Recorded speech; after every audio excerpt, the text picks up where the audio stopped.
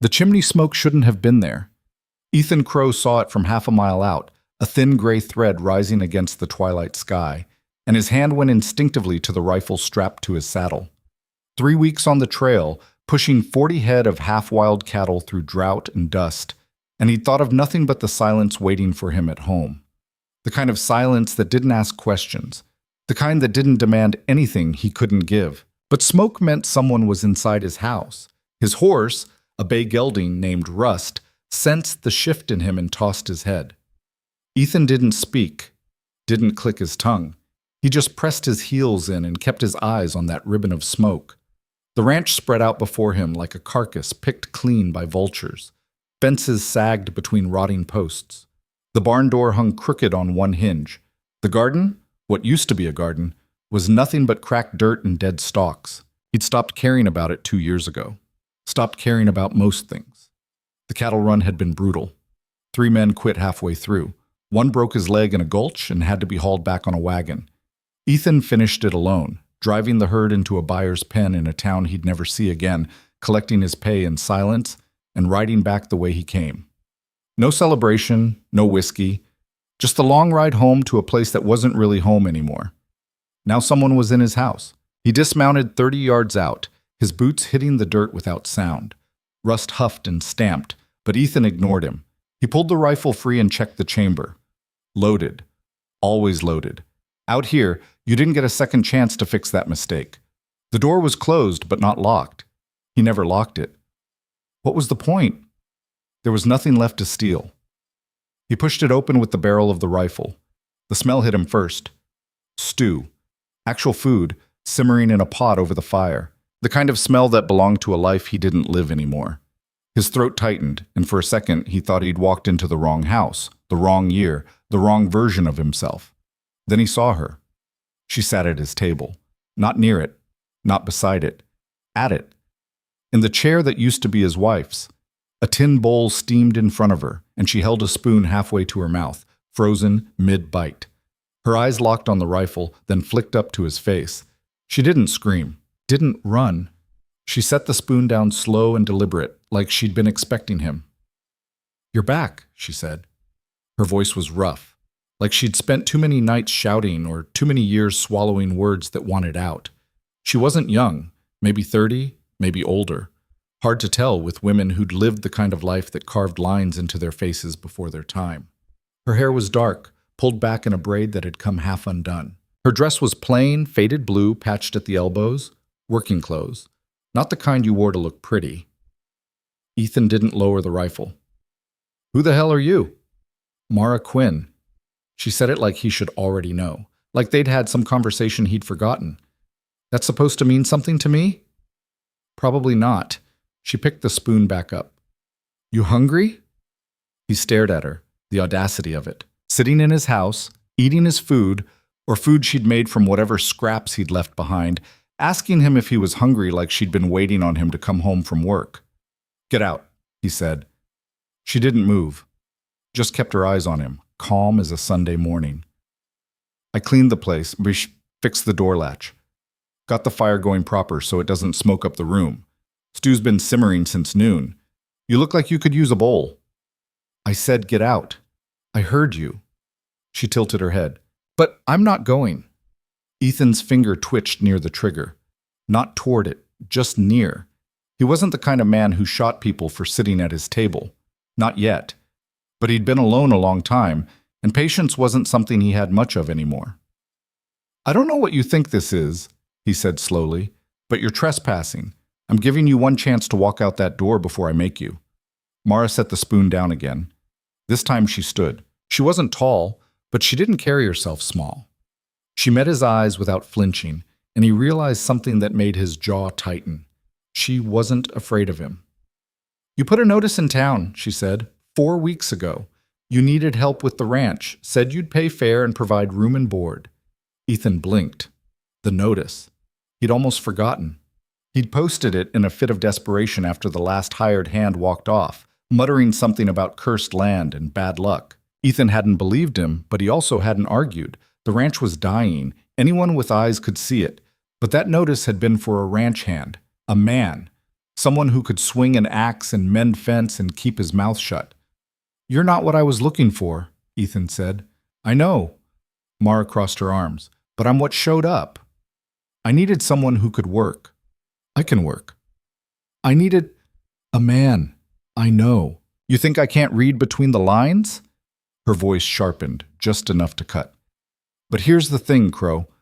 I rode 2 days to get here. I spent the last of my money on a train ticket and walked the rest of the way. I got here, saw your ranch falling apart, and figured you'd either hire me or send me packing. If it's the second one, fine. But I'm not leaving tonight. It's dark. I'm tired. And I already made dinner." Ethan's grip on the rifle tightened. He didn't like this. Didn't like her sitting there like she owned the place. Didn't like the way she looked at him, like she could see through the walls he'd built, and didn't care what she found on the other side. But he was tired too. Bone tired, the kind of tired that made your ribs ache and your thoughts sluggish, and that stew smelled better than anything he'd cooked for himself in months. "One night," he said finally, lowering the rifle, "you sleep in the barn. Morning comes, you're gone." Mara nodded. "Fair enough." She sat back down and picked up her spoon like the conversation was over. Ethan stood there for a long moment, feeling like he'd just lost an argument he didn't know he was having. Then he propped the rifle against the wall and pulled out the other chair. The stew was good. Better than good. It had actual vegetables in it. Carrots, potatoes, something green he couldn't name. The meat was tough, probably from the jerky he'd left hanging in the cellar, but she'd cooked it long enough to soften. It tasted like effort, like someone gave a damn. They ate in silence.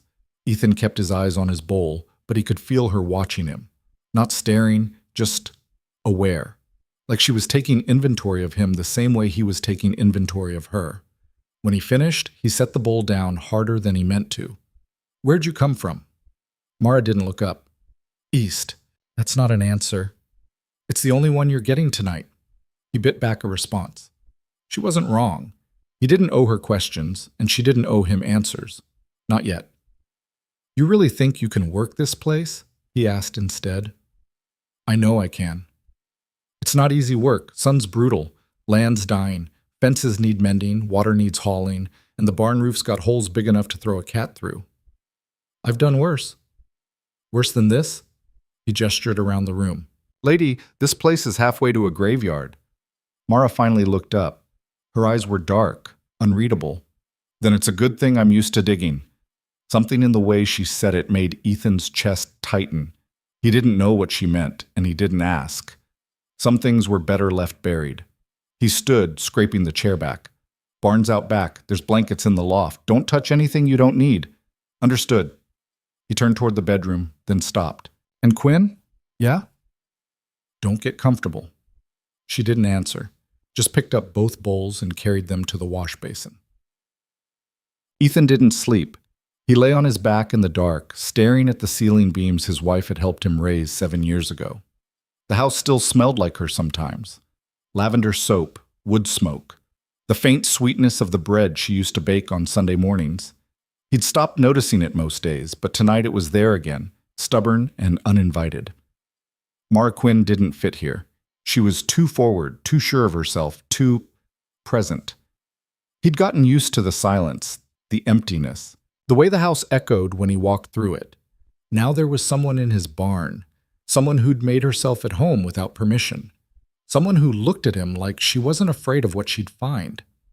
He didn't like it, but he also couldn't stop thinking about that stew. Morning came cold and gray. Ethan pulled on his boots and stepped outside, half expecting the barn to be empty. Maybe she'd taken his warning seriously. Maybe she'd slipped out before dawn, realized this wasn't worth the trouble. But when he walked into the barn, she was already awake. She'd swept the floor, stacked the loose hay bales against the wall, rehung the bridles that had been lying in the dirt for months. Russ stood in his stall, ears pricked forward, like even the horse approved of her. Mara stood near the water trough, sleeves rolled up, scrubbing the green slime off the sides. She glanced at him. "Morning." "What are you doing?" "Cleaning." She dunked the brush back in the water. "This trough's disgusting. When's the last time you scrubbed it?" Ethan didn't answer. He couldn't remember. "You want coffee?" she asked. "I made some. It's on the stove." "I thought you were leaving." I thought about it. She straightened, wiping her hands on a rag. But then I figured, if you were smart, you'd give me a real chance. I already told you, you need help. I need work. Seems pretty simple to me. I don't even know you. So get to know me. She tossed the rag aside. 6 months, that's all I'm asking. I'll work harder than anyone you've ever hired. I won't complain. I won't quit. And if I'm not worth it by the end, I'll leave on my own. Ethan studied her. She didn't look like much. Thin, sun-worn, hands already cracked from scrubbing water troughs. But there was something in the set of her jaw, the way she stood her ground, that reminded him of himself. 6 months, he repeated. 6 months. And then you're gone. If that's what you want. He didn't know what he wanted. He hadn't known for a long time. But the ranch was dying, and he was tired. Fine, he said. But you do what I say. When I say it, no arguments. Deal. She stuck out her hand. Ethan looked at it for a long moment. Then he shook it. Her grip was firm, calloused, real. Welcome to hell, he muttered. Mara smiled. It wasn't a big smile, just a flicker at the corner of her mouth. But it was there. I've been to worse, she said. Much. The first week was brutal. Ethan set her to work on the fences, and she didn't complain. She hauled posts, dug holes, drove nails until her palms bled. He watched her out of the corner of his eye, waiting for her to slow down, waiting for her to give up. She didn't. By the 3rd day, she'd mended half the fence line on the north pasture. By the 5th, she'd moved on to the barn roof, patching holes with scraps of tin she'd scavenged from the shed. She didn't talk much, didn't ask questions, just worked. Ethan didn't know what to do with that. He'd expected her to be trouble, expected her to complain about the heat, the work, the lack of comfort, expected her to ask for things he couldn't give. But she didn't ask for anything. At night, she cooked. Simple meals, beans, cornbread, whatever vegetables she could coax out of the garden patch she'd started replanting. She set 2 plates on the table, and they ate in silence. Sometimes he caught her looking at him, not staring, just looking, like she was trying to figure him out. He didn't like it, but he also didn't stop her. On the 8th day, the water pump broke. Ethan heard the clang from across the yard and cursed under his breath.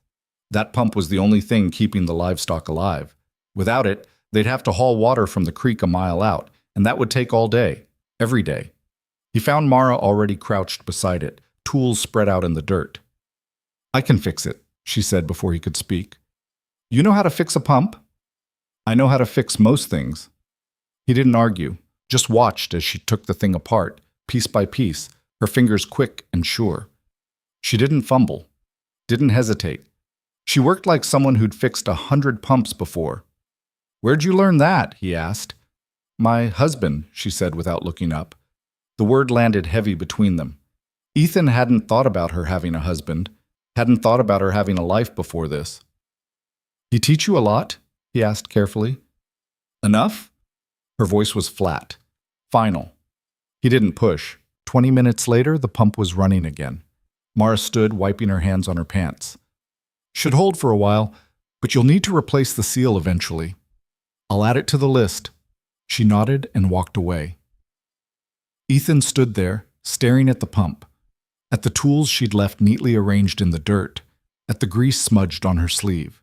He didn't know who Mara Quinn was, but he was starting to think he'd made the right choice. Yeah.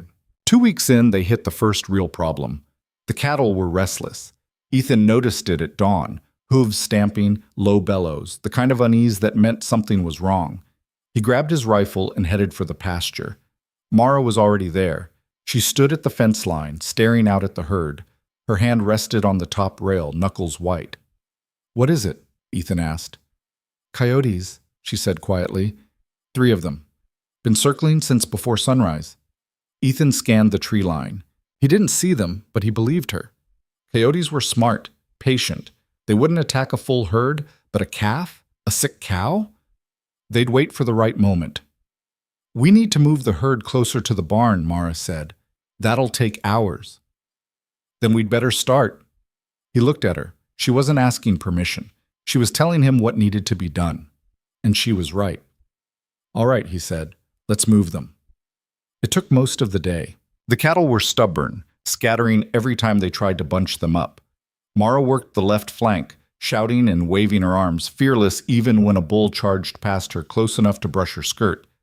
Ethan found himself watching her more than the cattle. The way she moved, sharp, decisive, never wasting a step.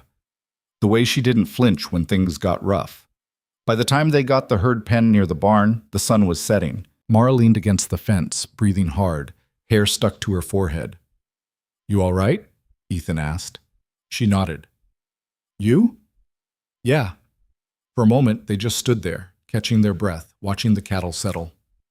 "You did good today," Ethan said.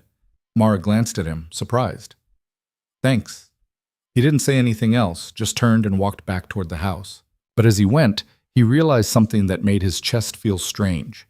For the first time in 2 years, he hadn't worked alone. 3 weeks in, Mara started asking questions. Not big ones, not personal. Just small things, like where he kept the spare nails, or whether he wanted the chicken coop rebuilt, or if he preferred his coffee strong or weak. Ethan answered in as few words as possible. He didn't like questions. They led to conversations, and conversations led to familiarity, and familiarity led to expectations he couldn't meet. But Mara didn't push. She just filed his answers away and kept working. One evening she asked, "What happened to the garden?" Ethan looked up from his plate. "What?" "The garden, behind the house. Someone put a lot of work into it once. Now it's dead." His jaw tightened. "Ran out of time." "Time or interest?" He didn't answer. Mara studied him for a moment, then nodded. "I'm going to replant it. Don't waste your energy." "It's not a waste. The soil's dead. Nothing will grow." "Then I'll fix the soil." She stood, carrying her plate to the wash basin. "Everything can be fixed, Crowe. You just have to decide it's worth fixing." She didn't wait for a response, just walked out into the evening, leaving him alone with her words. A month in, Ethan realized he'd stopped counting the days. He woke up one morning, saw Mara already outside chopping wood, and couldn't remember when she'd become part of the routine. She was just there, at the table in the morning, in the barn at midday, by the fire at night. She didn't talk much, didn't pry, but her presence filled the spaces he'd gotten used to being empty. And he didn't know how to feel about that. One afternoon, while they were mending fence, she asked, "You ever think about leaving?" Ethan hammered a nail into the post. "Leaving where?" "Here. The ranch. All of it." "No." "Why not?" "Because it's mine." Mara tilted her head. "Even if it's killing you?" He looked at her sharply. "What's that supposed to mean?" "It means you're holding on to something that's already gone." Her voice was calm, matter-of-fact. "And I don't know if that's loyalty or stubbornness." Ethan's hands tightened around the hammer. "You don't know anything about me." "I know enough." She picked up another post. "I know you're working yourself into the ground because you think it'll change something, but it won't. The past doesn't care how hard you work." "Then why are you here?" he shot back. "If the past doesn't matter, why'd you run halfway across the territory to hide on a dying ranch?" Mara went still. For a long moment, neither of them spoke. Then she set the post down and walked away. Ethan stood there, jaw clenched, anger simmering in his chest. He shouldn't have said that, but he also wasn't wrong. That night, Mara didn't come inside for dinner. Ethan sat at the table alone, staring at the 2 plates he'd set out without thinking. After a while, he stood and walked out to the barn. She was in the loft, sitting on a hay bale, arms wrapped around her knees. "I'm sorry," Ethan said. Mara didn't look at him. "For what?" "For what I said, about you running." "You weren't wrong. Still shouldn't have said it." She was quiet for a moment, then she sighed. "You want to know why I left?" Ethan climbed up into the loft and sat across from her. "Only if you want to tell me." Mara stared at the wall. "My husband died, a year ago. Fever took him in 3 days. The town blamed me. Said I didn't get the doctor fast enough. Said I let him die." "Did you?" "No." Her voice cracked. "But it didn't matter. They'd already decided. So I left." Kept moving until I found a place that didn't know my name. Ethan nodded slowly. I lost my wife and daughter 2 years ago. House fire. I wasn't here. I was out on a run, just like the one I came back from. By the time I got home, there was nothing left but ashes. Mara finally looked at him. Her eyes were wet. I'm sorry, she whispered. Me too. They sat there in the dark, two broken people holding grief they'd never set down. And for the first time in a long time, Ethan didn't feel quite so alone. The next morning, Mara was back at the table, and neither of them mentioned the night before. But something had shifted. They worked side by side, and the silence between them felt different. Less like walls, more like understanding.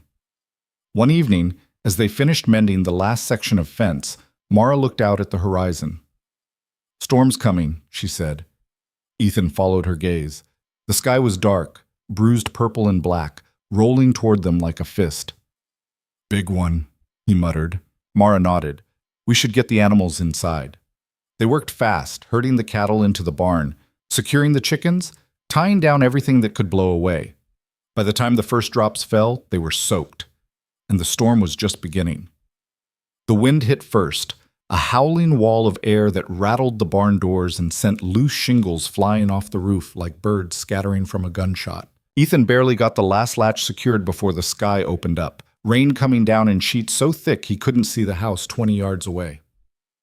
Inside! He shouted over the roar. Mara was already moving, her skirt plastered to her legs, hair whipping across her face. They ran for the house together, stumbling through mud that tried to suck the boots off their feet. The door slammed open when Ethan shoved it, and they fell inside in a tangle of wet limbs and gasping breath. The fire had gone out. Rain poured through a crack in the roof they'd never gotten around to fixing, pooling on the floor near the wash basin. The whole house groaned like something alive and dying. That roof's not going to hold, Mara said, wiping water from her eyes. It'll hold. Ethan. A crash from outside cut her off. They both froze, listening. Another crash, closer this time, and then the unmistakable sound of wood splintering. The barn, Ethan said. He grabbed his coat and headed for the door, but Mara caught his arm. You can't go out there. The animals are safer than you will be if that wind catches you wrong. Her grip tightened. We already locked them in. There's nothing more you can do. He wanted to argue, wanted to shake her off and run back out into the storm like he could fight it with his bare hands. But he looked at her face, at the fear she was trying to hide behind practicality, and something in him gave way. Fine, he said. But if that barn collapses, we'll rebuild it. With what? We're barely holding on as it is. Then we'll figure it out. She let go of his arm. We always do. The certainty in her voice should have annoyed him, should have felt presumptuous, like she had any right to say we about a ranch that wasn't hers. But instead it steadied something in him he hadn't realized was shaking. They spent the next hour trying to save what they could. Mara stuffed rags into the crack in the roof, while Ethan moved everything important away from the walls. Food stores, blankets, the few tools he kept inside. The wind screamed around them, rattling the shutters, and every few minutes something would hit the side of the house hard enough to make them both jump. This is bad, Mara said, climbing down from the chair she'd been standing on. I know. Worst storm I've seen in 5 years. 6 for me. She looked at him. The fire? He nodded once, jaw tight. He didn't want to talk about it. Didn't want to remember the way the sky had looked that night, orange and furious, or the way the smoke had choked him when he'd tried to run inside, the way he'd been too late. We need to get to the cellar, Mara said quietly. We're fine here. Ethan, look at the walls. He did. The boards were flexing with each gust, nails creaking loose. A seam near the window had started to split. The cellar, she repeated. He hated the cellar. It was dark and narrow, barely big enough for 2 people, and it smelled like mold and earth and things left buried too long. But she was right. If the house came apart, they needed to be underground. They gathered what they could carry, blankets, a lantern, water, and Ethan led the way to the trap door in the corner of the room. It stuck when he tried to lift it, swollen from moisture, and he had to kick it twice before it gave. The ladder down was slick with condensation. Mara went first, and Ethan followed, pulling the door shut above them. The silence was immediate and suffocating. The storm still raged overhead, muffled now, but constant, a low roar that vibrated through the dirt walls. The lantern cast jittery shadows, and the space felt even smaller than Ethan remembered. Mara sat on the floor, back against the wall, knees pulled up. She was shivering. "Here," Ethan handed her one of the blankets. She took it without a word, wrapping it around her shoulders. He sat across from her, as far as the space would allow, which wasn't far. Their knees almost touched. "How long do we wait?" Mara asked. "Until it's over. And if the house collapses on top of us? Then we dig our way out." She laughed, a short, sharp sound that didn't have any humor in it. "You always this optimistic? You always this practical?" "Someone has to be." They fell quiet. Above them, something heavy slammed into the ground. The walls shuddered. "That was the barn door," Ethan said. "Probably." "The animals, are fine. Stop worrying about things you can't control." He shot her a look. "Easy for you to say." "Is it?" Her voice had an edge now. "You think I don't know what it's like to sit in the dark and wait for everything to fall apart? You think I haven't done this before?" Ethan didn't answer. He didn't know what she'd done before. Didn't know anything about her except what she'd told him that night in the barn. And even that felt like just the surface of something deeper. The lantern flickered. Mara reached over and adjusted the wick, her hand steady despite the shaking. "Tell me something," she said after a moment. "Like what?" "I don't know. Anything. I'm going to lose my mind if we just sit here in silence." Ethan shifted, the dirt floor cold beneath him. "There's not much to tell." "Try anyway." He rubbed a hand over his face. "I grew up in Kansas. Worked on my father's farm until I was 17. Hated every minute of it. Soon as I could, I left. Ended up out here, bought this land for next to nothing because nobody else wanted it." "Why'd you want it?" "Because it was mine. Nobody could tell me what to do with it. Nobody could take it away." He paused. "Or so I thought." "And your wife?" The question landed like a punch. He didn't want to talk about her. Didn't want to dig up the memories he'd spent 2 years trying to bury. But Mara was looking at him with those dark, patient eyes. And something about the storm, and the dark, and the closeness made it harder to keep things locked down. "Her name was Anna," he said finally. "Met her in town. She was a school teacher, too smart for a place like this, but she stayed anyway. We got married, built this house together, had a daughter 2 years later." "What was her name?" "Lily." His throat tightened. "She was 4 when she died." Mara didn't say she was sorry, didn't offer empty comfort. She just nodded, like she understood that some things didn't have words big enough to hold them. "What about you?" Ethan asked, needing to turn the conversation away from himself. "You said your husband died. What was he like?" Mara's face went carefully blank. "His name was James. We were married 6 years. He was a carpenter, good with his hands. Taught me most of what I know about fixing things." "You loved him?" "I thought I did."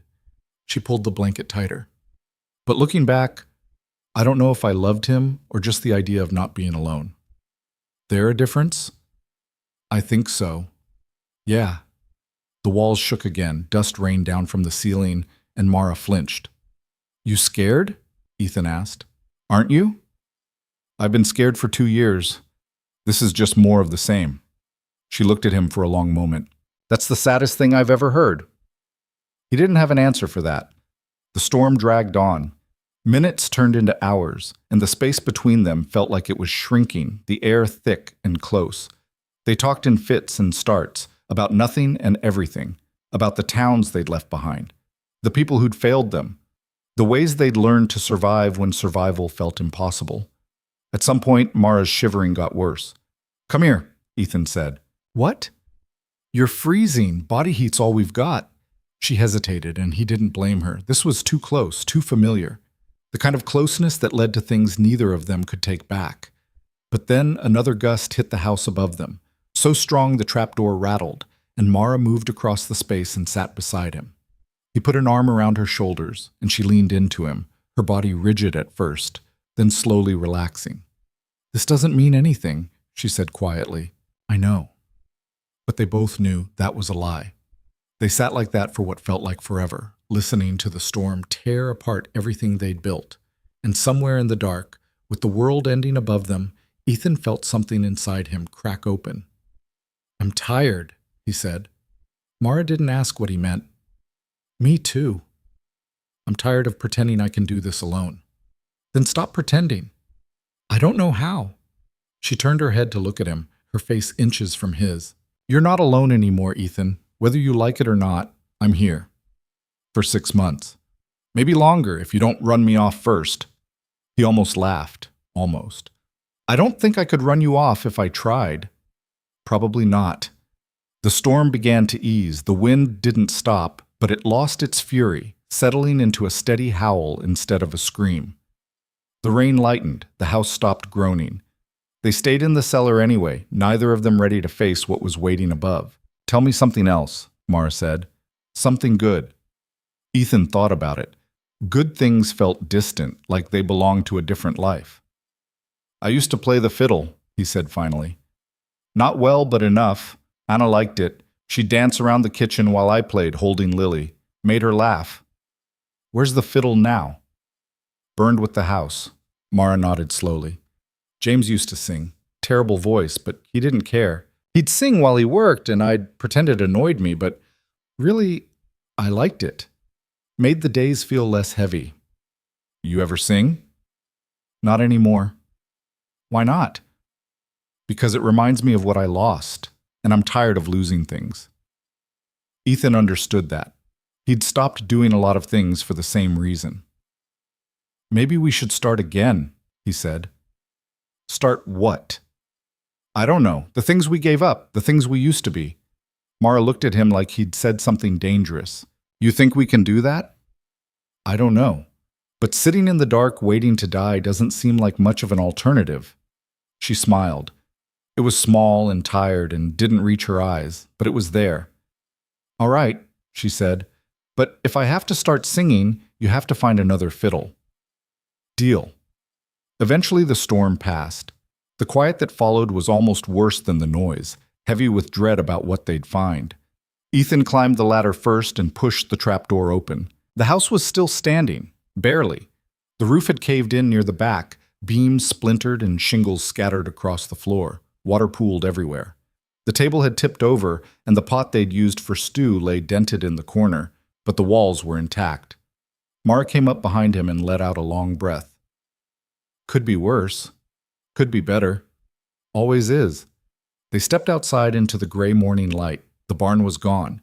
Not collapsed. Gone. The walls had been ripped away, leaving only the frame standing like a skeleton. The animals huddled together in the wreckage, wet and terrified, but alive. The fences they'd spent weeks mending were scattered across the field like matchsticks. The garden Mara had replanted was a muddy crater. The chicken coop had been flattened. Ethan stood in the middle of it all, staring at the ruin, and felt something inside him give up. "It's over," he said. Mara didn't answer right away. She walked through the debris, picking up pieces, a broken board here, a twisted nail there, like she was taking inventory. Then she stopped near what used to be the garden and crouched down. "Ethan," she said. He didn't move. "What?" "Come here." He forced himself to walk over, each step feeling heavier than the last. Mara was holding something in her hands. A tomato plant. Small, battered, half its leaves torn away, but alive. "One plant," Ethan said flatly. "One plant out of everything we did. One's enough." She stood, cradling it like it was something precious. "We replant? Now." "Are you insane? Look at this place. There's nothing left. There's us. That's not enough. It has to be." Her voice was fierce, sharper than he'd ever heard it. "Because if we give up now, what was the point? What was any of it for?" "There is no point. That's what I've been trying to tell you. This land is cursed. Everything I touch dies. And you standing here holding one half-dead plant isn't going to change that." Mara stepped closer, her eyes blazing. "You think you're the only one who's lost something? You think you're the only one who's scared? I came here with nothing, Ethan, nothing. And I stayed because I thought maybe, just maybe, I could build something that wouldn't fall apart. But if you're going to quit the second things get hard, then I was wrong. About you, about this place, about all of it. He stared at her, something twisting sharp and painful in his chest. I don't know how to keep going. Then figure it out. She shoved the plant into his hands. Because I'm not leaving, and I'm not letting you destroy yourself just because you're too stubborn to admit you need help. Ethan looked down at the plant. Its roots were still tangled in dirt, clinging to life despite everything. We replant, Mara said again, softer this time. Now. He wanted to argue, wanted to throw the plant down and walk away and let the ranch rot like he'd been doing for 2 years. But he thought about Anna, about Lily, about the way they'd looked at him like he could do anything, like he was strong enough to hold up the whole world. And he thought about Mara, standing in the mud, refusing to let him give up. All right, he said quietly. All right? We replant. Mara's shoulders sagged with relief. Okay, but I'm doing it because you're the most stubborn woman I've ever met, and I don't have the energy to fight you. I'll take it. They worked through the day, salvaging what they could. The barn frame could be rebuilt. The fences could be remended. The garden could be replanted. It would take time, months maybe, but it was possible. By evening, they'd cleared enough debris to make a path from the house to what was left of the barn. The animals were fed and watered. The tomato plant was back in the ground, staked and protected.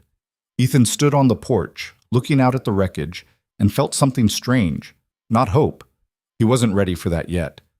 But possibility. Mara came to stand beside him, her arms crossed, dirt smudged on her cheek. You did good today, she said. So did you. They stood in silence for a while, watching the sun sink below the horizon. Ethan, Mara said. Yeah? Thank you. For what? For not giving up. Yang. He didn't know what to say to that, so he just nodded. That night, they ate cold beans straight from the can, sitting on the porch because the house smelled like rot and rain. The stars came out, brighter than usual after the storm, and the air was cool and clean. You think it'll ever feel normal again? Mara asked.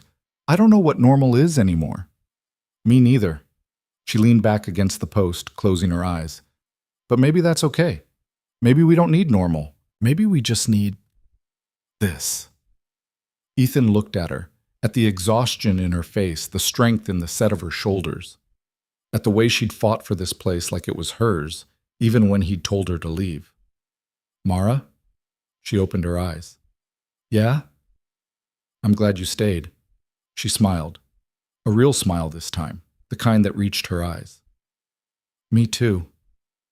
And for the first time since he'd found her sitting at his table, Ethan thought that maybe, just maybe, 6 months wouldn't be enough.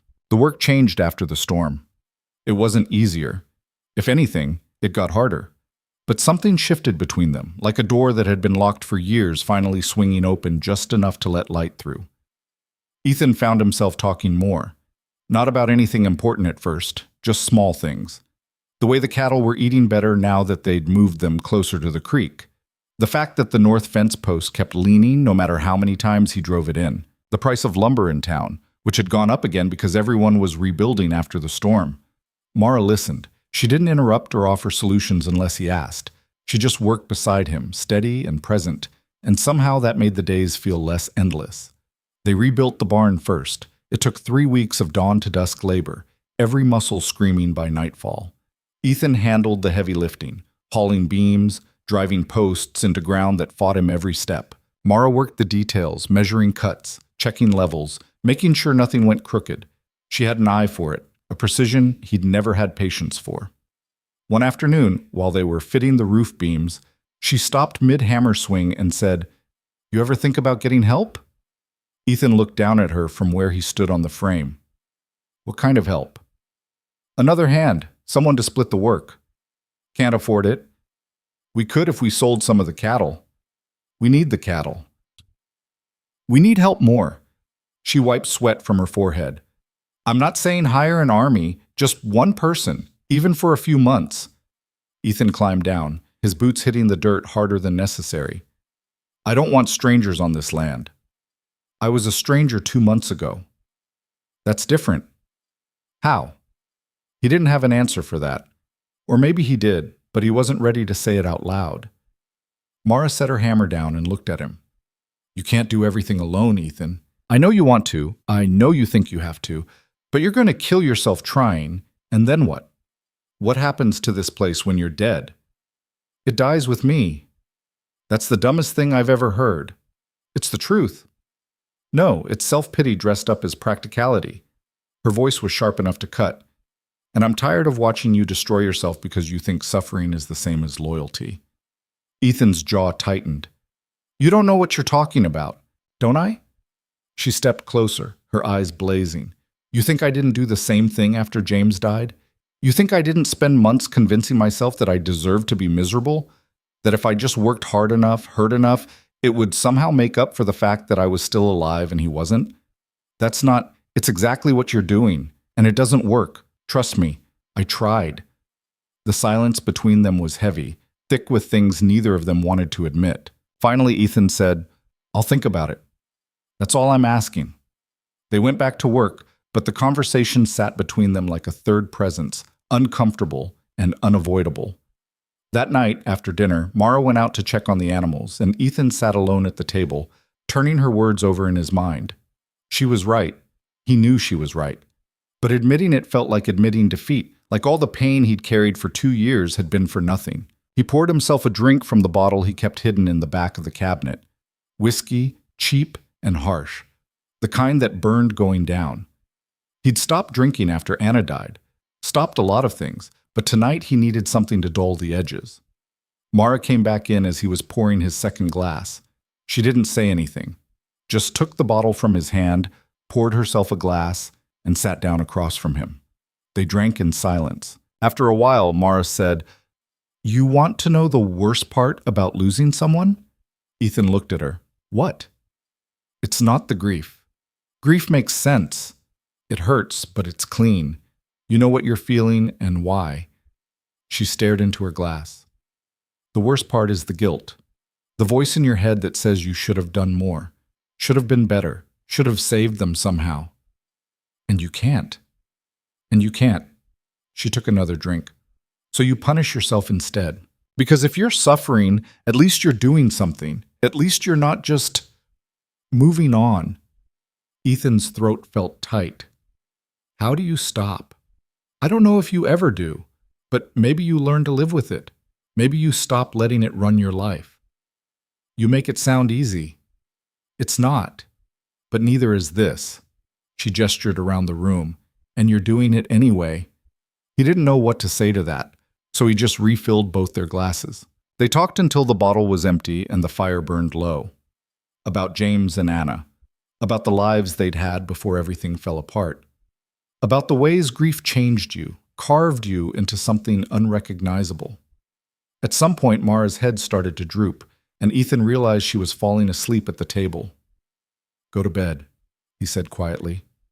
She looked up at him, eyes heavy. You should too. I will. Liar. But she stood anyway, swaying slightly, and made her way to the door. Mara? She stopped, one hand on the frame. Yeah? Thanks. For tonight. She smiled, small and tired. Anytime.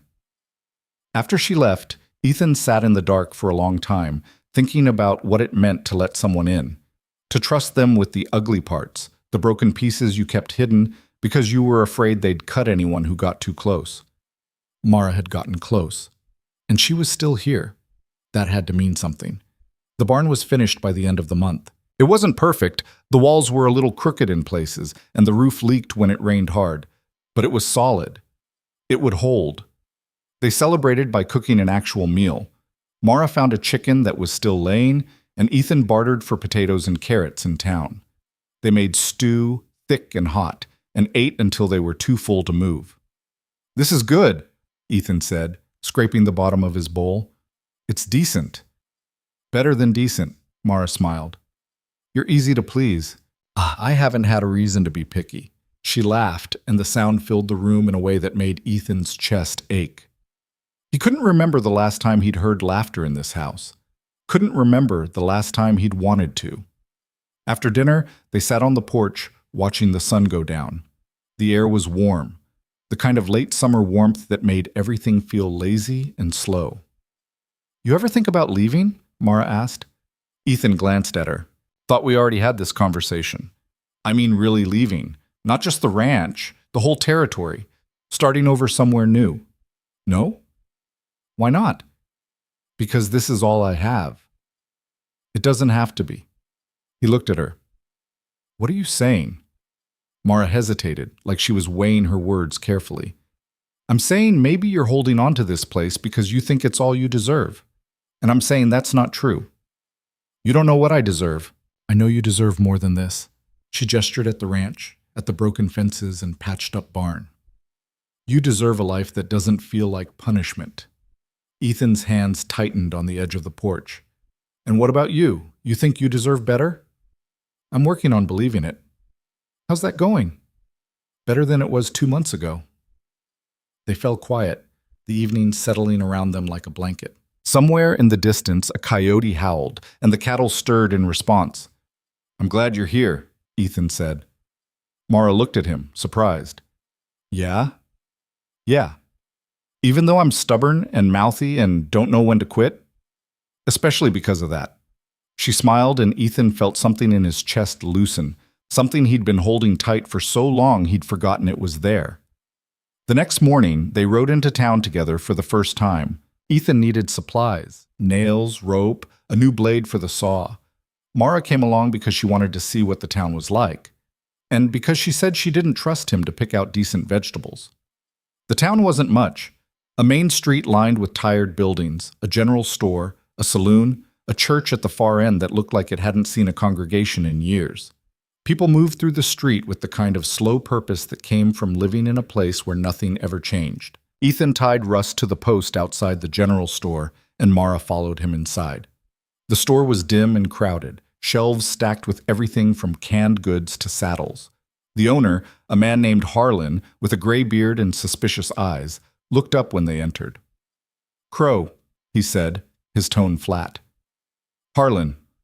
Harlan's gaze shifted to Mara. "Who's this?" "Mara Quinn," she said before Ethan could answer. "I'm working the ranch." Harlan's eyebrows went up. "That's so." "It is." He looked between them, like he was trying to figure out what kind of arrangement they had. Ethan could see the judgment forming, the assumptions. "We need nails," Ethan said, cutting off whatever Harlan was about to say. 10 pounds, and 50 feet of rope." Harlan nodded slowly, still watching Mara. "Anything else?" "Vegetables," Mara said. "Whatever you've got that's fresh." Fresh is a strong word. "Then whatever's least rotten." Harlan snorted something that might have been a laugh and started gathering their order.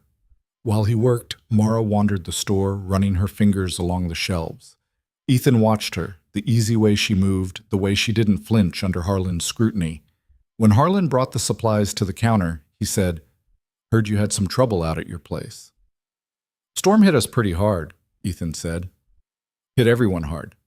But I heard your barn was totaled." "We rebuilt it." Harlan's eyes flicked to Mara again. "That right?" "That's right," Mara said, stepping up beside Ethan. "Anything else you want to know?" Harlan's mouth twitched. "Just making conversation." "Sure you are." Ethan paid for the supplies, and they left without another word. Outside, Mara said, "He seems pleasant." "He's a gossip. Don't let it bother you." "I'm not bothered, just annoyed." They loaded the supplies onto Rust, and Ethan was about to suggest they head back when a voice called out behind them. "Ethan Crowe!" He turned. A man was walking toward them, tall and broad-shouldered, with a face that looked like it had seen too many fights. His name was Caleb Morris, and he owned the ranch 2 miles south. "Caleb," Ethan said, his voice cautious. Caleb stopped a few feet away, his eyes on Mara. "Didn't know you had help." "Recent development." "That's so?" Caleb smiled, but it didn't reach his eyes. "Heard you've been fixing up the place." "Trying to?" "Good. About time." Caleb shifted his weight, his hand resting on his belt. "I've been meaning to talk to you about your water rights." Ethan's jaw tightened. "What about them?" "Creek's running lower than usual. I'm thinking we need to renegotiate how much you're pulling." We're pulling what we've always pulled. Yeah, well, things change. Caleb's smile widened. Droughts hit everybody. Just trying to make sure we're all being fair. Ethan took a step forward, his voice low. If you've got a problem with how I run my land, say it straight. No problem, just a suggestion. I don't need your suggestions. Caleb's eyes hardened, but before he could respond, Mara spoke up. We're fine, she said, her tone calm but firm. Thanks for your concern, but we don't need any help managing our water. Caleb looked at her, something unreadable crossing his face. And you are? Someone who knows when a conversation's over. For a moment, Ethan thought Caleb might push back. But then he laughed, sharp and humorless, and stepped aside. Suit yourself, he said. But don't come crying when the well runs dry. He walked away, and Ethan let out a breath he didn't realize he was holding. What was that about? Mara asked. Caleb's been trying to buy me out for 2 years. Thinks if he makes things hard enough, I'll sell. Will you? No. Good. She climbed onto Rust behind him, her hands settling on his waist. Because I don't like him. Ethan almost smiled. Me neither. They rode back to the ranch in silence, but it wasn't uncomfortable. It felt like they were carrying something together now, a weight that was easier to bear because they weren't holding it alone. When they got back, Mara jumped down and started unloading the supplies. Ethan watched her for a moment, then said, You didn't have to do that. Do what? Stand up to Caleb. I could have handled it. I know you could have, but you shouldn't have to handle everything by yourself. She said it so matter-of-factly, like it was the most obvious thing in the world. And maybe it was. That night, after they'd put everything away and fed the animals, they sat on the porch again. The stars were out, scattered across the sky like someone had thrown diamonds into the dark. Ethan? Mara said. Yeah? I've been thinking. About? About staying longer than 6 months. His heart kicked in his chest. Yeah? If you'll have me. He looked at her, at the way the moonlight caught in her hair, at the quiet strength in her face. I'll have you, he said. Mara smiled, and it was the kind of smile that made him believe, just for a moment, that maybe things could be different. That maybe the past didn't have to define everything. Good, she said, because I wasn't really asking. Ethan laughed, and it felt strange and good and terrifying all at once. The weeks that followed were some of the best Ethan could remember. The land was still hard, the work still brutal, but it didn't feel like drowning anymore. It felt like building. They replanted the garden, row by row, and this time things started to grow. Not everything. Some seeds refused to take, some plants withered despite their best efforts. But enough survived to make it worth it. The fences got mended, the barn got painted, the house got patched up properly, no more rain leaking through the roof. And somewhere in the middle of all that, Ethan realized he was happy. Not the kind of happiness that shouted, not the kind that made you forget the bad things, but a quiet, steady kind of happiness that came from waking up and knowing you weren't alone. One evening, while Mara was cooking and he was fixing a broken chair leg, she said, You ever think about the future? What about it? What you want it to look like? Ethan set the chair down. I try not to think that far ahead. Why not? Because every time I do, it falls apart. Mara turned to face him, wiping her hands on her apron. That's not going to happen this time. You don't know that. Neither do you. But we get to choose what we believe, and I'm choosing to believe this works. Ethan wanted to argue, wanted to list all the ways things could go wrong, all the reasons hope was dangerous. But looking at her, at the certainty in her eyes, he couldn't. All right, he said. I'll try. That's all I'm asking. That night, Ethan carved something into the doorframe. Just a small mark, barely noticeable. But it was there, a line, a beginning. And for the first time in 2 years, he let himself imagine what might come next. The change didn't announce itself. It crept in like morning fog, gradual and undeniable. Until one day, Ethan looked around and realized the ranch didn't feel like a graveyard anymore. It happened on a Tuesday, 3 months after the storm. He was working on the north pasture fence when he heard voices. Not just Mara's, but others. He straightened, hand automatically going to the rifle he'd propped against the post, and saw 3 figures coming up the road. 2 men and a woman, all on horseback, moving slow and deliberate like they didn't want to spook anyone. Ethan recognized them. The older man was Thomas Brennan, who ran a small farm 5 miles east. The younger one was his son, David. The woman was Sarah Chen, who'd taken over her husband's land after he died last winter. Mara appeared from around the barn, wiping her hands on her pants. She caught Ethan's eye, and he gave her a small nod before walking out to meet the visitors. "Thomas," Ethan said, keeping his voice neutral. "Ethan." Thomas dismounted, his joints creaking. He was in his 60s, weathered and careful. "Hope we're not intruding." "Depends on why you're here." "Heard you've been rebuilding. Thought we'd come see if you needed help." Ethan's jaw tightened. "I'm managing." "I'm sure you are." Thomas looked past him at the barn, at the fresh lumber and new roof. But managing alone and managing well are different things. We all took hits from that storm, some worse than others. Figured we could help each other out. "I don't need charity." "It's not charity. It's neighbors being neighbors." Sarah spoke up, her voice steady. "You helped Thomas pull his wagon out of the creek last spring. David's been using your tools for 2 years because his father never bought proper ones. We owe you." "You don't owe me anything." "Maybe not." David shrugged. "But we're here anyway. You can stand there being stubborn, or you can put us to work. Your choice." Ethan looked at Mara. She was watching him with those dark eyes, not saying anything, but her expression was clear. "Don't be an idiot." He sighed. "Fine, but I'm not paying you." "Didn't ask you to," Thomas said. They worked until sundown. Thomas and David helped Ethan finish the fence line while Sarah and Mara tackled the chicken coop, which had been leaning sideways since the storm. The work went faster with extra hands, and by the time the light started to fade, they'd accomplished more than Ethan had managed in a week alone. Mara insisted they stay for dinner. Ethan wanted to argue, but she was already setting out extra plates, and the visitors were already washing up at the pump, so he kept his mouth shut. Dinner was louder than anything Ethan had experienced in years. Thomas told stories about the old days when the territory was wilder and men were dumber. David complained about a girl in town who wouldn't give him the time of day. Sarah talked about her plans to expand her cattle herd, her voice full of a determination that reminded Ethan of Mara. Mara herself moved through the chaos like she'd been doing it her whole life, refilling plates and laughing at Thomas's jokes and somehow making the cramped house feel bigger than it was. Ethan sat at the head of the table, mostly quiet, but something warm was building in his chest, something he hadn't felt since before the fire. After dinner, while the others were talking on the porch, Sarah pulled Ethan aside. "She's good for you," Sarah said, nodding toward Mara. Ethan frowned. "What?" "Mara, she's good for you. I can see it." "It's not like that." Sarah gave him a look that said she didn't believe him for a second. "Whatever you want to call it, don't mess it up. Women like that don't come around twice. We're not. Sure." Sarah patted his arm.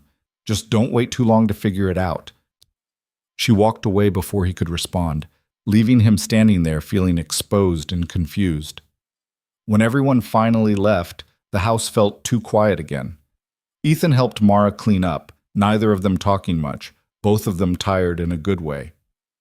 "That was nice," Mara said, drying the last plate. "It was loud." "That's what makes it nice." She set the plate on the shelf. "You did good today, letting them help." "Didn't have much choice." "You always have a choice. You just made the right one for once." Ethan almost smiled. "You ever get tired of being right?" "Not really." She went outside to check on the animals one last time, and Ethan stood in the empty kitchen, looking at the table. 6 plates tonight, 6 people, 6 conversations happening at once.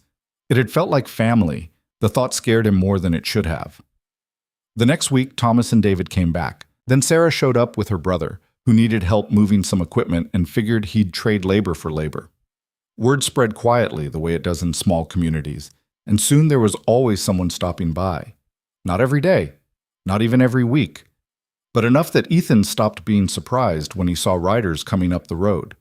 Mara handled it better than he did. She knew everyone's names within a month, knew their stories, knew which ones liked coffee strong and which ones couldn't stand carrots. She made the ranch feel welcoming in a way Ethan never could have managed on his own.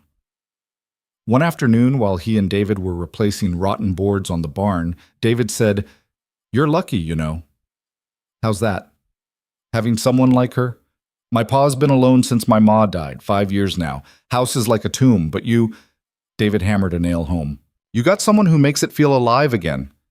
Ethan didn't know what to say to that, so he just nodded and kept working. But later, when he saw Mara in the garden, dirt on her knees and sweat on her brow, he thought about David's words, about what it meant to have someone, about whether he was ready to admit he wanted it. That night, they sat on the porch like they did most evenings now. The routine had become comfortable, familiar. They'd eat dinner, clean up, then sit outside and watch the darkness settle. You've been quiet today, Mara said. Just thinking. About? Ethan hesitated. About what happens next. What do you mean? I mean, he struggled to find the words. 6 months is almost up. You said you'd stay longer, but we never talked about how much longer, or what that looks like. Mara was quiet for a moment. What do you want it to look like? I don't know. Yes, you do. You're just scared to say it. She was right. He was scared. Scared of wanting something and losing it. Scared of letting himself hope again. I want you to stay, he said quietly. Not as help. Not as someone I hired. Just stay. Mara turned to look at him. And what would I be staying as? The question hung between them, heavy with meaning. Ethan met her eyes. I don't know, but I know I don't want you to leave. That's not an answer. It's the only one I have right now. Mara studied him for a long moment, then she nodded. Okay. Okay? I'll stay. We'll figure out the rest as we go. Relief flooded through him, so strong it made his hands shake. You sure? I'm sure. She looked back out at the darkening land. I've got nowhere else I'd rather be. They sat in silence after that, but it felt different now. Less like two people trying to survive and more like two people choosing each other. Ethan didn't know when it had happened. Didn't know the exact moment things had shifted from necessity to something else. But sitting there with Mara beside him, he realized he didn't need to know. It was enough that it had. The trouble started a week later. Ethan was in town picking up supplies when he ran into Caleb Morris again. This time, Caleb wasn't alone. He had 2 men with him, both big and mean-looking, the kind you hired when you wanted to intimidate someone. Crowe, Caleb said, stepping into Ethan's path. We need to talk. I've got nothing to say to you. That's unfortunate, because I've got plenty to say to you. Caleb's smile was cold. I've been patient, given you time to come to your senses, but my patience is running out. Your patience isn't my problem. See, that's where you're wrong. Caleb moved closer, his voice dropping. Your ranch is dying. Everyone knows it. You're barely holding on, and the only reason you've made it this far is because of that woman you've got working for you. Leave her out of this. Can't do that. She's part of the problem. Caleb's eyes gleamed. People are talking, Crowe, saying you've got a woman living on your property, no ring, no wedding, saying things about her character, about yours. Ethan's hands clenched into fists. Say that again. I'm just repeating what I've heard. But if you want to stop the talk, there's an easy solution. Sell me the land. Take your woman and start fresh somewhere else. Somewhere people don't know your business. I'm not selling. Then you're a fool. Caleb straightened. And fools don't last long out here. He walked away, his men following, and Ethan stood there trying to control the rage burning in his chest. When he got back to the ranch, Mara took one look at his face and said, What happened? He told her. Everything. What Caleb had said, what he'd implied, the threat that had been barely hidden beneath polite words. Mara's expression went hard. He's trying to scare you. He's succeeding. Don't let him, she grabbed his arm. We've worked too hard to let some bully push us around. It's not that simple. If people in town start believing, let them believe what they want. We know the truth. The truth doesn't matter if everyone thinks we're... He couldn't finish the sentence. Mara's jaw tightened. If everyone thinks we're what? Living in sin? Breaking some rule about how things should be done? She stepped closer. I don't care what they think, and neither should you. Easy for you to say. You didn't build your life here. Neither did you. Not the life you've got now. You built that with me. And if people can't accept it, that's their problem. Ethan wanted to believe her.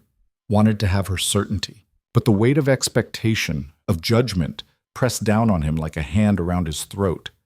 "What if he's right?" he said quietly. "What if we can't make this work? Then we fail. But we fail trying, not because we gave up." She held his gaze. "I'm not leaving, Ethan. Not because of Caleb Morris or town gossip or anything else. You're stuck with me." Something in her voice, in the fierce way she looked at him, made the fear loosen its grip. "All right," he said. "All right." But that night, alone in his room, he couldn't stop thinking about what Caleb had said, about the way people would see them, about whether he had any right to ask Mara to deal with that. The next morning, he woke up with a decision half-formed in his mind. He found Mara in the barn, grooming Rust. She looked up when he came in, and whatever she saw on his face made her stop. "What?" she said. "I've been thinking." That's usually dangerous. "Mara, I'm serious." She set down the brush. "Okay, what have you been thinking?" Ethan took a breath. "About what Caleb said. About people talking. About—" He stopped, the words catching in his throat. "Spit it out." "Maybe we should make it official." Mara blinked. "Official how?" "Get married. Go to the courthouse, sign the papers, make it legal." The words came faster now, like he had to get them all out before he lost his nerve.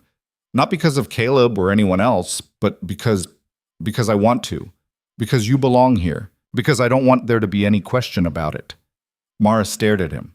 For a long, terrible moment, she didn't say anything, and Ethan felt his heart drop into his boots. Then she said, "That's the worst proposal I've ever heard." "I know. I'm sorry. I should have. But yes." He stopped. "What?" "Yes. I'll marry you." A smile tugged at the corner of her mouth. "Not because of Caleb Morris. Not because of town gossip. But because I want to. Because I'm not going anywhere. Because—" Her voice softened. "Because I love you, you stubborn idiot." The words hit him like a punch. "You love you." "Yeah. Have for a while now. Thought you knew." "I didn't." "Well, now you do." Ethan crossed the space between them in 3 steps and pulled her into his arms. She came willingly, her body fitting against his like it had always belonged there. "I love you too," he said into her hair. "I'm sorry it took me so long to say it." "You're saying it now. That's what matters." They stood there holding each other, the barn quiet around them, and Ethan felt something settle in his chest, something that had been restless and broken for 2 years. Peace. They got married the following week. No ceremony, no crowd, just the courthouse, a judge who'd married 100 couples and would marry 100 more, and papers that made it legal. Mara wore the same dress she'd worn the day she arrived. Ethan wore his best shirt, which wasn't saying much. The whole thing took 10 minutes, but when they walked out of that courthouse, Mara's hand in his, Ethan felt different, lighter. Like he'd been carrying a weight so long he'd forgotten it was there, and someone had finally taken it from him. They stopped at the general store on the way back. Harlan looked up when they came in, and his eyes went straight to their joined hands. "Heard you two got hitched," he said. "News travels fast," Ethan replied. "Small town. Everything travels fast." Harlan's expression was unreadable. "Congratulations." "Thanks." They bought what they needed and left. Outside, Mara said, "That wasn't so bad. Give it time. By tomorrow, the whole territory will know." "Let them know." She squeezed his hand. "I'm not ashamed of you." "Didn't say you were." "You were thinking it. Maybe." She stopped, turning to face him. "Ethan Crowe, I married you because I wanted to. Not because I had to. Not because it was convenient. Because I chose you. Don't forget that." He looked at her. This woman who'd shown up uninvited and refused to leave, who'd rebuilt his ranch and his life, and his heart without asking permission, and felt something crack open inside him. "I won't forget," he said. They rode home together, and when they got there, Ethan did something he'd been thinking about for days. He took a knife from the kitchen and went outside to the doorframe. Mara followed, watching as he carved letters into the wood beside his own name, Mara Crowe. It wasn't fancy. The letters were rough, uneven, but they were there, permanent. "That's your handiwork?" Mara asked, trying not to smile. "I'm better with cattle than carving." Clearly, but she touched the letters gently, tracing them with her fingertips. I love it. Yeah? Yeah. That night they moved Mara's things from the barn to the house. It didn't take long, she didn't have much, but having her belongings mixed with his, her clothes hanging next to his, her boots by the door, made the house feel complete in a way it hadn't since the fire. They ate dinner at the table, just the two of them, and it felt right. Natural.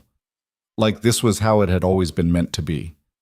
After they sat on the porch, and Mara leaned her head on his shoulder. You scared? She asked. Of what? This. Us. The future. Ethan thought about it. Yeah, a little. Me too. But I'd rather be scared with you than safe alone. He kissed the top of her head. Same. They sat there until the stars came out, until the night grew cold and they had to go inside. And for the first time in 2 years, Ethan went to bed and didn't dream about fire. He dreamed about tomorrow. The first month of marriage felt like learning to breathe underwater.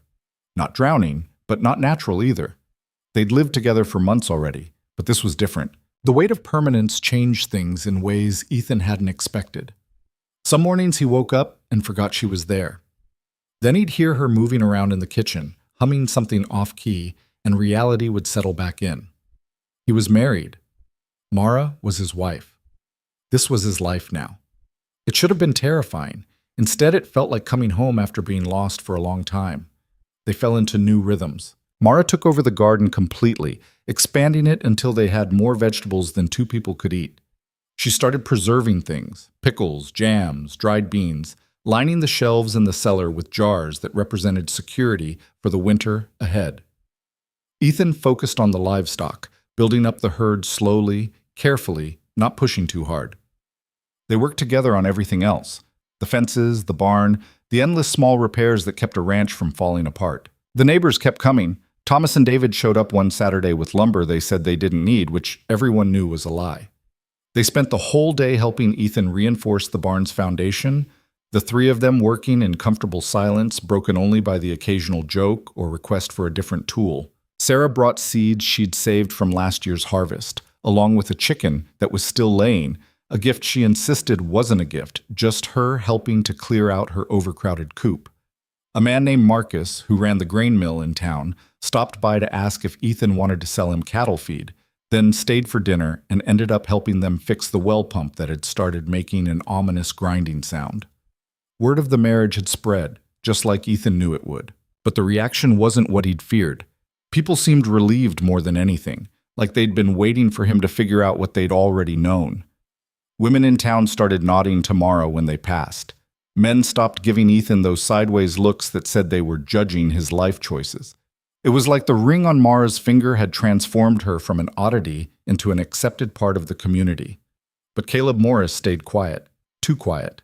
Ethan saw him in town once, loading supplies into his wagon, and Caleb had just smiled, cold and knowing, before climbing up and driving away without a word. It put a knot in Ethan's stomach that wouldn't come loose. He's planning something, Ethan said one night while they were getting ready for bed. Mara looked up from braiding her hair. Who? Caleb. Probably. Men like that always are. She tied off the braid and climbed into bed. What do you think he'll do? I don't know. That's what worries me. Worrying won't stop him. Whatever he's planning, we'll deal with it when it comes. Doesn't that worry you? Not really. What's he going to do? We're married, we're legal, the ranch is ours. She pulled the blanket up. He can scheme all he wants, doesn't mean we have to care. Easy for you to say. It's easy because it's true. She turned to look at him in the lamplight. Ethan, you can't spend your whole life waiting for the other shoe to drop. Sometimes you just have to trust that things are going to be okay. And when they're not, then we deal with it. Together. She reached over and took his hand. That's what marriage means. You don't get to carry everything alone anymore. He wanted to argue, wanted to explain that some burdens were too heavy to share. But looking at her, at the certainty in her eyes, the strength in the set of her jaw, he realized she'd been carrying her own burdens all along, and she'd never asked him to lighten the load. She'd just carried them, day after day, without complaint. Maybe it was time he stopped trying to protect her from things she could handle herself. All right, he said. "We deal with it together." "Good." She squeezed his hand. "Now blow out that lamp and come to bed. You've been brooding for an hour, and it's getting boring." He almost laughed. "Yes, ma'am." He blew out the lamp and the room fell into darkness. Outside, he could hear the wind moving through the trees, the soft sounds of the animals settling for the night. Beside him, Mara's breathing gradually slowed and deepened as she fell asleep.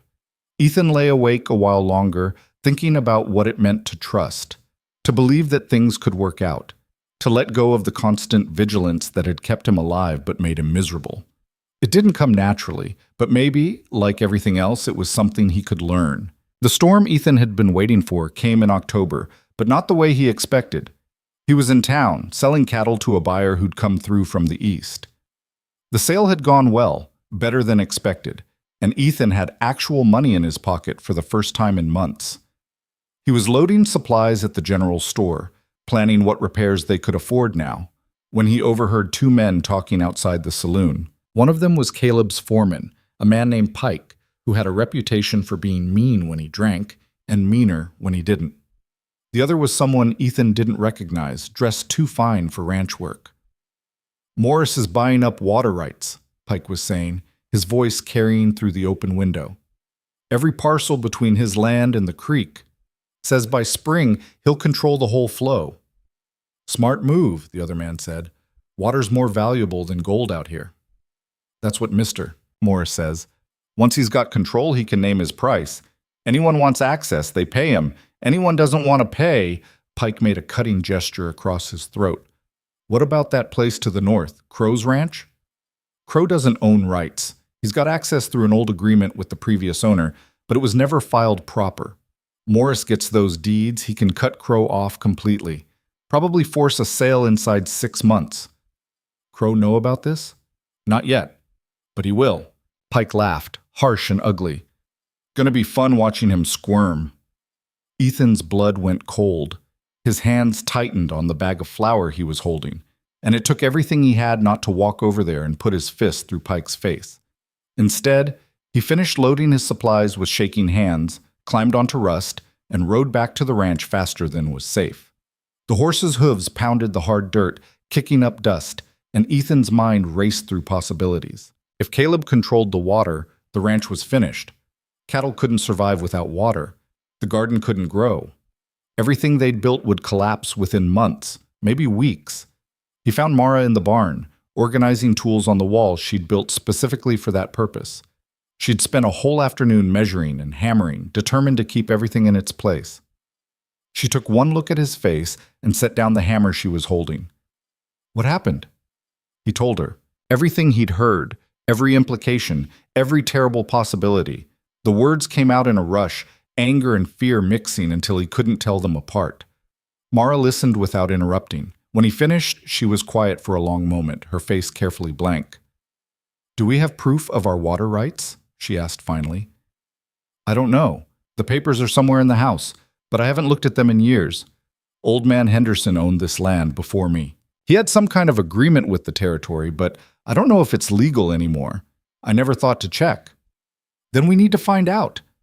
Mara was already moving toward the house. "Tonight, before Caleb makes his move." "Mara, it's getting dark. I don't care if it's midnight. We need to know what we're dealing with." They tore the house apart looking for the papers. Ethan knew they were somewhere. He'd seen them when he first bought the place, had stuffed them away thinking he'd organize them later, then never had. The fire had destroyed some of his records, and what remained was scattered across drawers and boxes and forgotten corners he'd been avoiding for 2 years. It was past midnight when Mara found them, stuffed in the back of a cabinet behind a stack of old newspapers and a broken clock. "Here," she said, spreading the papers on the table with trembling hands. Ethan lit 2 more lamps and leaned over them, trying to make sense of the faded writing and legal language that seemed designed to confuse rather than clarify. His heart sank with every line he read. "It's not filed," he said finally, his voice hollow.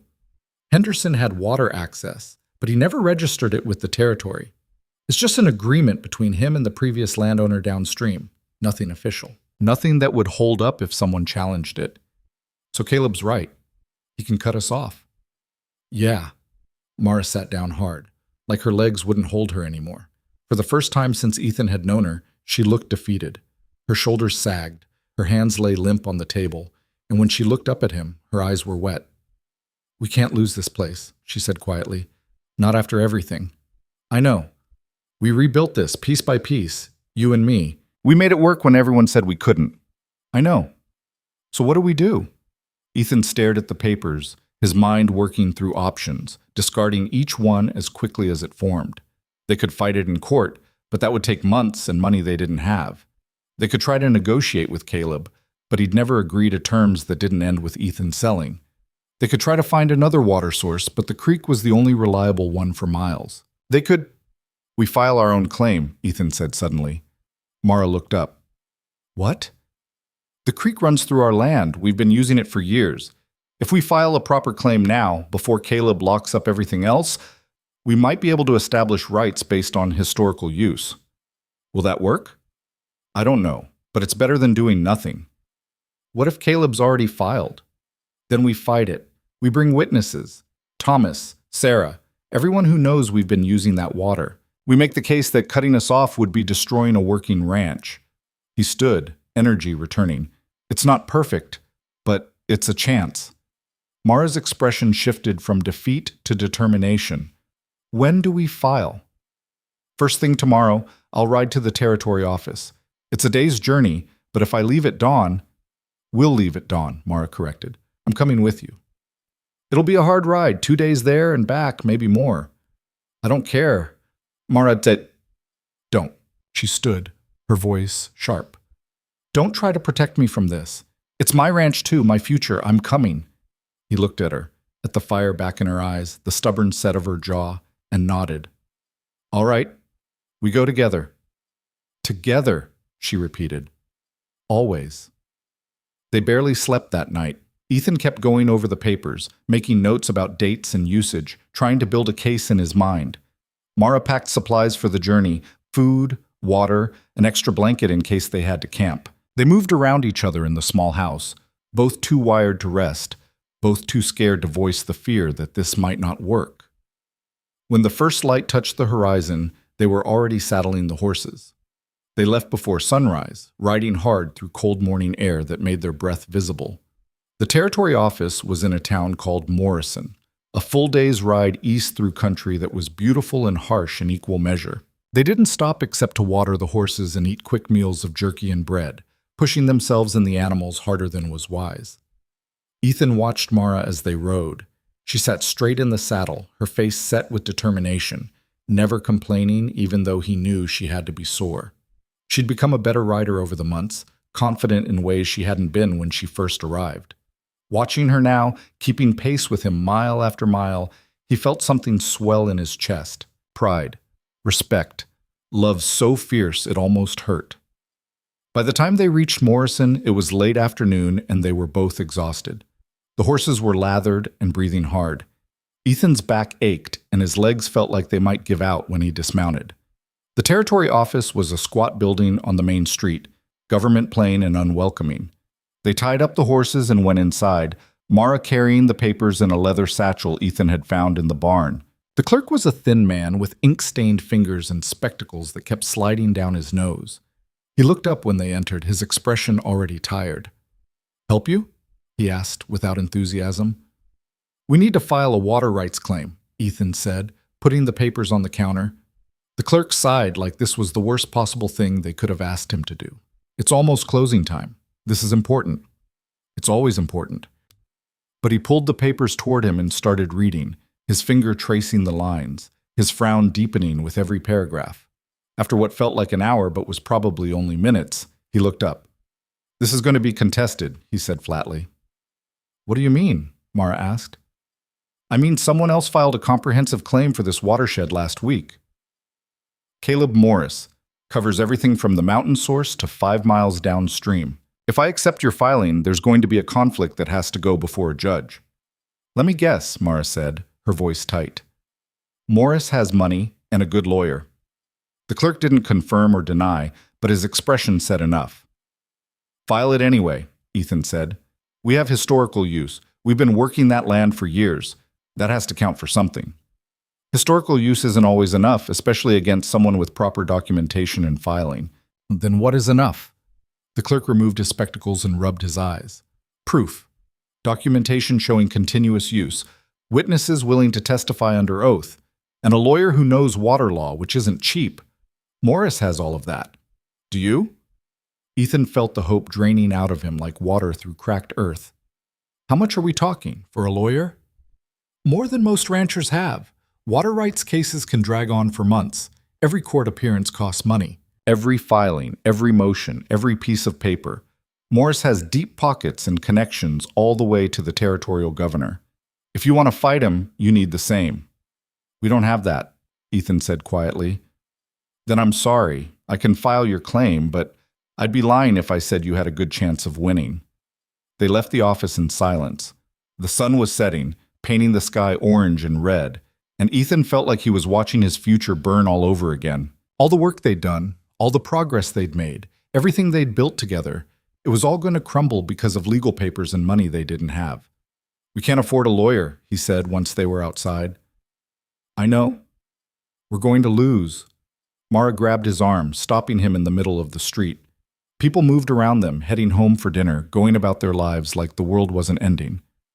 No, she said. We're not. Mara, I said no.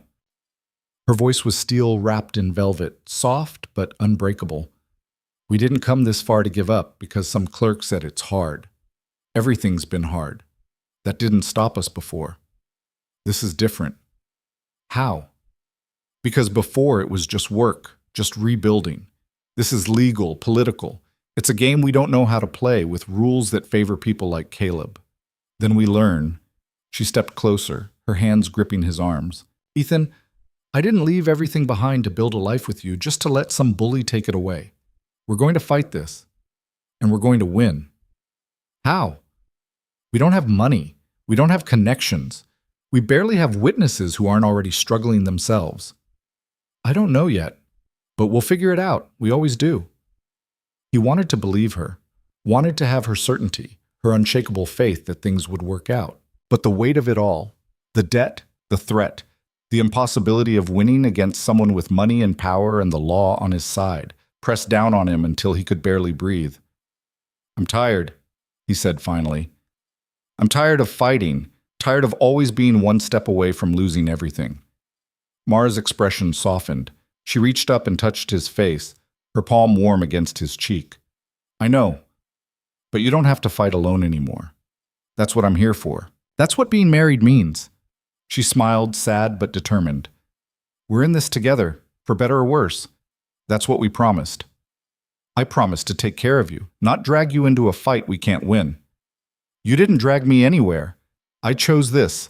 I chose you. And I'd choose you again, even knowing how it might end. Something in Ethan's chest cracked open, not breaking, but opening, letting in light he'd been keeping out for too long. All right, he said. All right, we fight. Together? Together. She kissed him there in the middle of the street, and Ethan didn't care who saw. They stayed in Morrison that night, renting a room at a boarding house that smelled like mildew and old tobacco.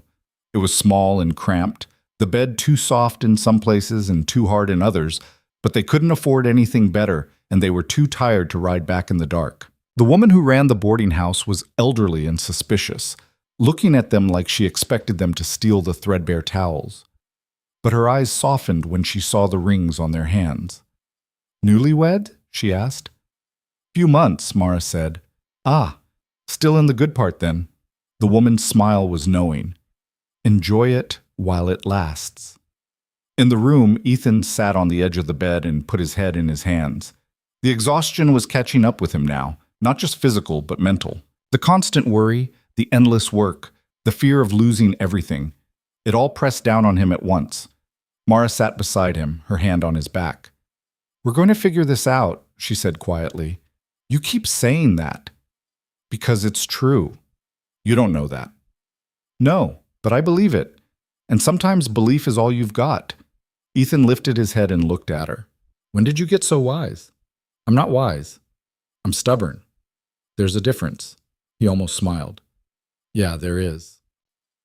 They lay down together, still dressed, too tired to do more than pull a blanket over themselves. Mara curled against his side, her head on his chest, and Ethan wrapped his arm around her. "Ethan?" she said after a while. "Yeah?" "Thank you." "For what?" "For letting me fight with you, for not trying to handle this alone." "Didn't really have a choice. You made that pretty clear," she laughed softly. "True. But still, thank you." He kissed the top of her head. "Go to sleep. Tomorrow we figure out what comes next." "Tomorrow," she agreed. But Ethan lay awake most of the night, staring at the ceiling, while Mara slept beside him. He kept thinking about what the clerk had said, about lawyers and money and games he didn't know how to play. Maybe Caleb was right. Maybe it would be easier to just sell, take whatever money he could get, and start over somewhere else.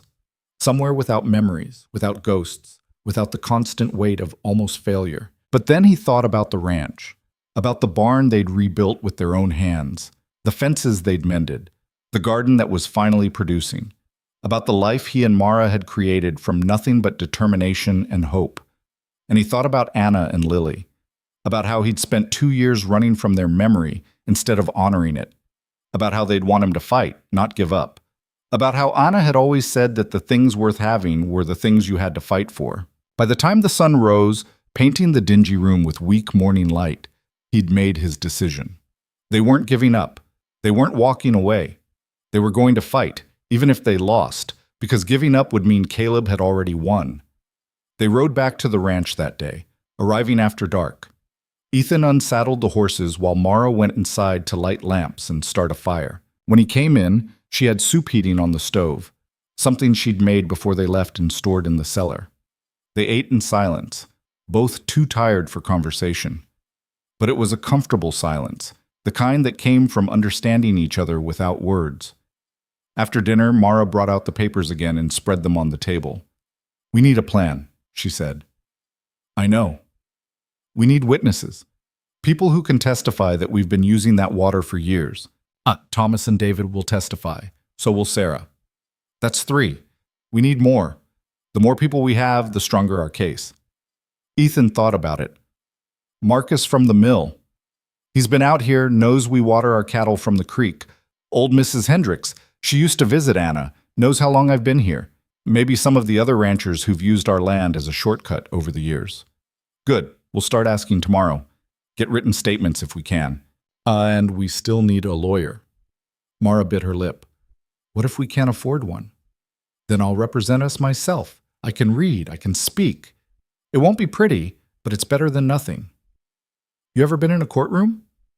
"No." "Neither have I, but we'll learn."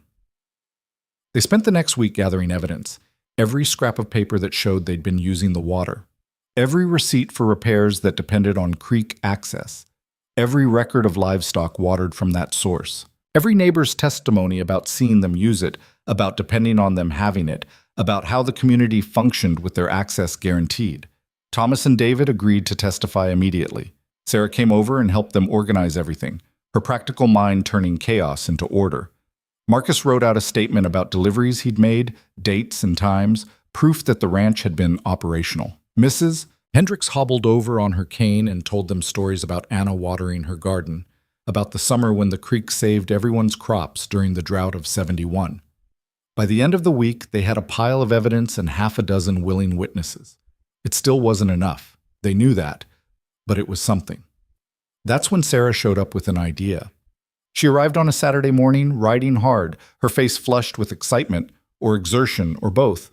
"There's a man in Morrison," she said, before she'd even dismounted. "Name's Henry Wilcox. Used to practice law back east before he moved out here. He doesn't take many cases anymore, says he's retired, but he owes me a favor." Ethan came out of the barn, wiping grease off his hands. "What kind of favor?" Sarah's smile was mysterious. "The kind where I don't ask you to return it, and you don't ask how I earned it." Her expression turned serious. "Let me talk to him. See if he'll take your case." "Sarah, we can't pay him. Not what a real lawyer would charge." "Let me worry about that. Just give me a few days. Let me see what I can do." Mara came out of the house, her hands dusty from cleaning. "Why would you do this for us?" Sarah looked at her, then at Ethan, then back at Mara. Because you helped Thomas when his wagon broke down. Because you gave David tools when he needed them. Because when my husband died and I didn't know how I'd manage, you both came over and helped me with the harvest without me even asking. Because that's what neighbors do. That's what community means. We didn't do that expecting anything back, Ethan said. I know. That's exactly why I'm doing this. Sarah mounted her horse.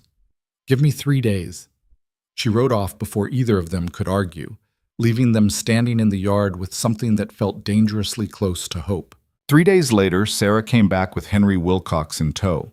Wilcox was older, maybe 60, with gray hair that had once been black and sharp eyes that still missed nothing.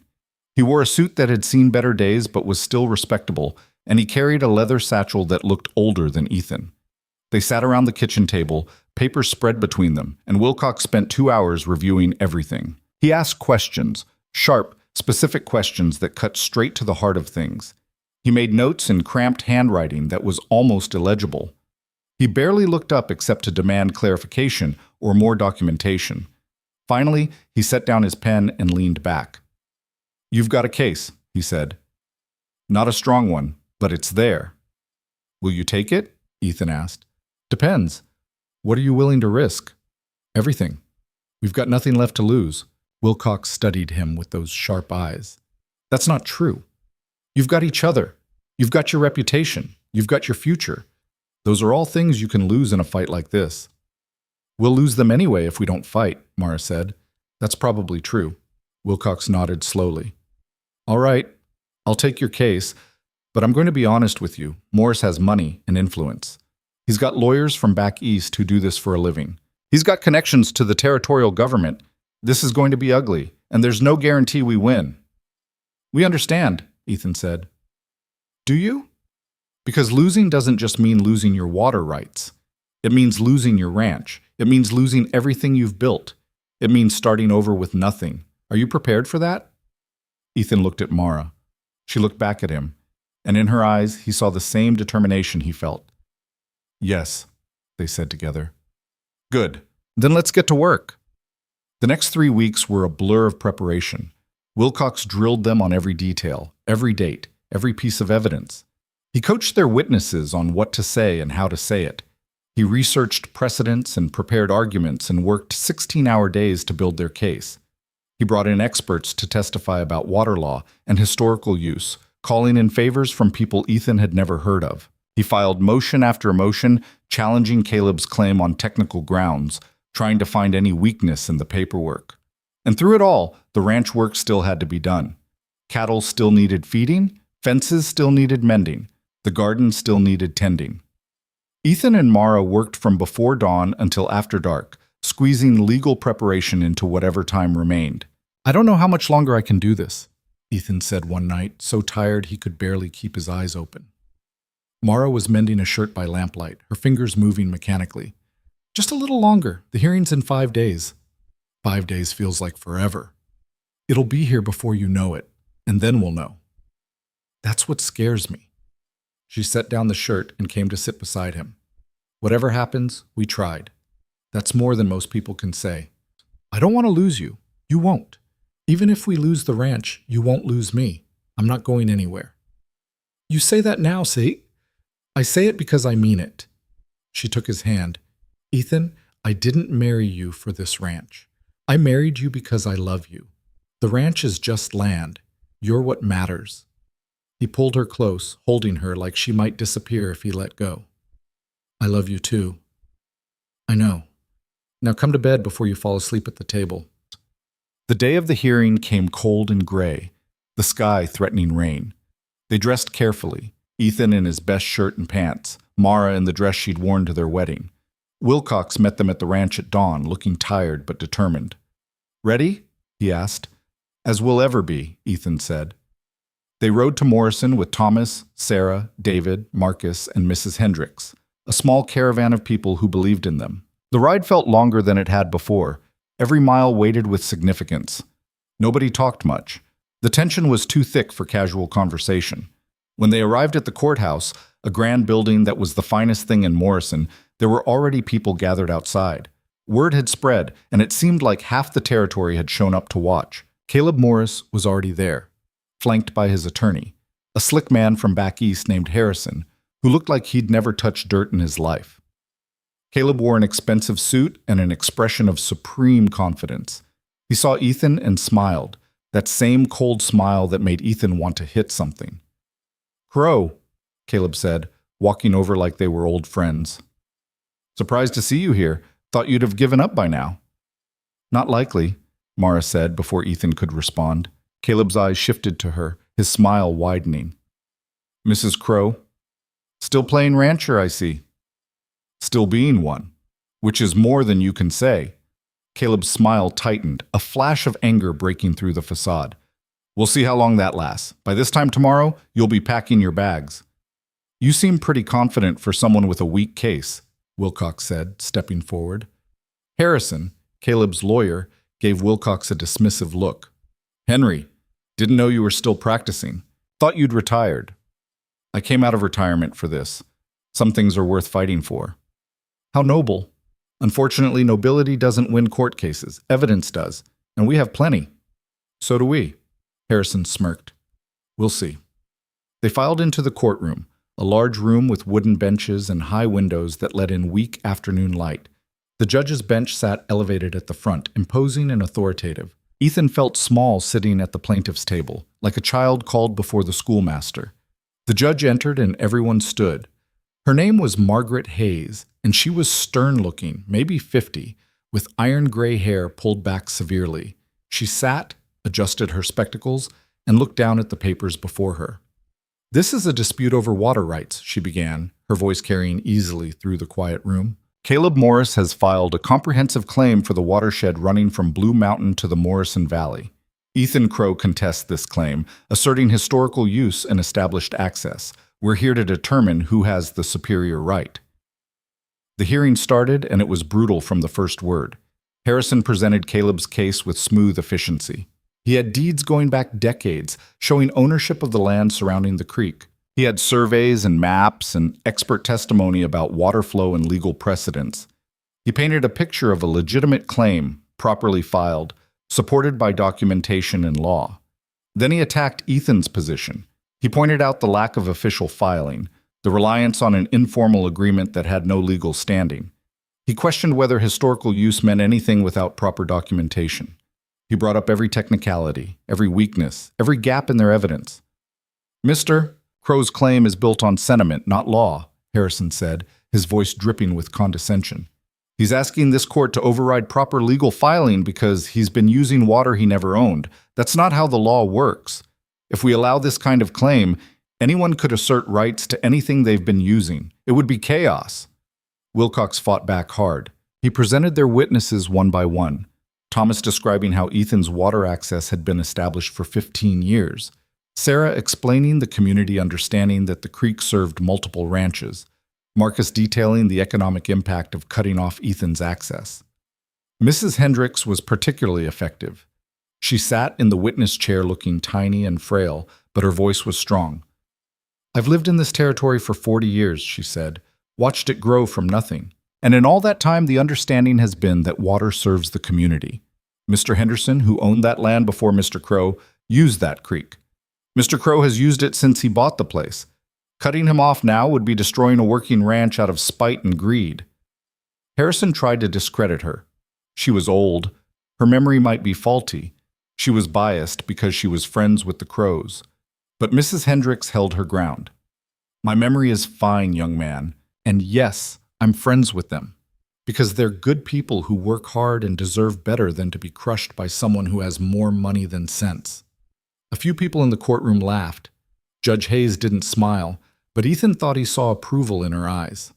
The hearing stretched through the afternoon. Wilcox called more witnesses. Harrison challenged each one. Evidence was presented, debated, dissected. Legal arguments flew back and forth in language Ethan barely understood. At one point, Mara was called to testify. She walked to the stand with her head high, and Ethan's heart swelled with pride. "Mrs. Crowe," Wilcox said gently, "tell the court about the work you've done on the ranch." "We've rebuilt the barn, mended all the fences, replanted the garden, and expanded the herd," Mara said clearly. We've put every cent we have and every ounce of energy into making that place work. And it does work. We're not asking for charity. We're asking for the right to continue using water we've relied on for years." Harrison stood. "Mrs. Crowe, you're aware that your husband never filed for water rights?" "Yes." "And you're aware that under territorial law that makes his claim inferior to a properly filed one?" "I'm aware that laws should serve people, not destroy them. And if the law says Mr. Morris can cut off our water just because he has better paperwork, then maybe the law needs to be looked at." A murmur went through the courtroom. Judge Hayes banged her gavel. "That's not for you to decide, Mrs. Crowe," she said, but her tone wasn't harsh. "I know, Your Honor, but it needed saying." By the time the hearing ended, it was nearly dark outside. Judge Hayes announced she would take 2 days to deliberate, and everyone filed out in exhausted silence. Outside the courthouse, Caleb caught up with them. "Nice try," he said to Ethan. "But you're finished. You know it. I know it. By next week, that ranch will be mine." "You don't know that," Mara said. "Yes, I do. And when it is, I'll tear down everything you built. Every fence, every building. I'll salt the earth if I have to. By the time I'm done, there won't be any trace you were ever there." "Why?" Ethan asked, genuinely confused. "Why do you hate me so much? What did I ever do to you?" Caleb's expression twisted. "You didn't do anything. That's the problem. You're weak. You're sentimental. You're exactly the kind of man who shouldn't own land out here, and I'm going to prove it." He walked away, leaving them standing in the gathering darkness. Those 2 days were the longest of Ethan's life. He couldn't eat, couldn't sleep, couldn't focus on anything. Mara tried to distract him with work, with conversation, with anything, but nothing helped. They'd done everything they could. Now all they could do was wait. When the summons finally came, a writer delivering the message that Judge Hayes had reached a decision, Ethan felt sick with nerves. They rode back to Morrison with Wilcox and their witnesses barely speaking, each lost in their own thoughts. The courtroom was packed again when they arrived. People stood along the walls when the benches filled up. Ethan saw faces he recognized, neighbors, townspeople, even Harlan from the general store. Everyone wanted to know how this would end. Judge Hayes entered and the room fell silent. She sat, looked at the papers before her, and took a breath. "This case hinges on a question of rights versus use," she began. "Mr. Morris has legal deeds. Mr. Crowe has historical use. Both have merit under different interpretations of territorial law." Ethan's heart pounded so hard he could barely hear. Beside him, Mara's hand found his and squeezed tight. "However," Hayes continued, "the purpose of water law is not merely to assign ownership, but to ensure fair distribution and prevent harm to established communities. Mr. Crowe's ranch has existed for 15 years. His use of the creek has been consistent and documented, even if not formally filed. The community has relied on his access. Other ranchers have depended on it." She paused, and in that pause, Ethan felt the entire future hanging in balance. Cutting off his access would destroy a working ranch and harm the broader community that depends on it. While Mr. Morris's claim is technically superior, I find that enforcing it in full would constitute an injustice that outweighs technical legal advantages. Caleb's lawyer stood. "Your Honor, with respect—" "I'm not finished, Mr. Harrison." Hayes's voice was sharp enough to cut. "Sit down." Harrison sat. "Furthermore," Hayes continued, "I find that Mr. Morris's attempt to monopolize water rights appears motivated not by legitimate business need, but by a desire to force a sale through economic pressure. Your own ranch uses less than half the water you're claiming, Mr. Morris. This appears to be an attempt at consolidation for purposes of control rather than use, which this court views unfavorably." Ethan's breath caught. "Therefore," Judge Hayes said, her voice ringing clear, "I'm ruling in favor of Mr. Crowe. His water rights are hereby established based on historical use, community necessity, and the principle of fairness. Mr. Morris, your comprehensive claim is modified to exclude Mr. Crowe's established access. Both parties will share the watershed according to actual need, to be monitored by the Territory Water Board to ensure compliance." The courtroom erupted. Thomas let out a whoop that echoed off the walls. Sarah grabbed Mara's hand, both women's eyes wet with tears. David clapped Ethan on the back so hard he nearly fell over. Wilcox allowed himself a small smile, the first genuine one Ethan had seen on his face. Ethan just sat there, stunned, unable to process what had just happened. They'd won. They'd actually won. Caleb stood, his face red with fury, his hands clenched into fists. He looked like he wanted to overturn the table, to scream, to hit someone. His lawyer was already making notes, undoubtedly preparing an appeal. But Judge Hayes wasn't done. "Mr. Morris," she said, her voice cutting through the noise, "I strongly suggest you accept this ruling. An appeal would be expensive and, based on the strength of Mr. Crowe's case and community support, unlikely to succeed. Additionally, I'll be submitting a report to the territorial governor about your attempt to monopolize water resources. Further similar actions may result in stricter oversight of your holdings." Caleb's face went from red to purple. For a moment, Ethan thought he might actually have an apoplexy right there in the courtroom. Instead, he turned and stalked out, his lawyer scrambling to follow. As he passed Ethan's table, he leaned in close. "This isn't over," he hissed. "Yes, it is," Mara said calmly. "You lost. Accept it." Caleb glared at her, then at Ethan, then left without another word. Outside, people crowded around them, offering congratulations, shaking hands, clapping backs. Ethan shook hands until his arm hurt, accepted pats and well wishes, listened to Thomas retell the whole hearing like it was an epic battle. But the person he wanted to talk to was Mara. He found her standing apart from the crowd, looking out at the street with an expression he couldn't quite read. "Hey," he said, walking over. She turned, and he saw tears on her cheeks. "You all right?" he asked. "Yeah."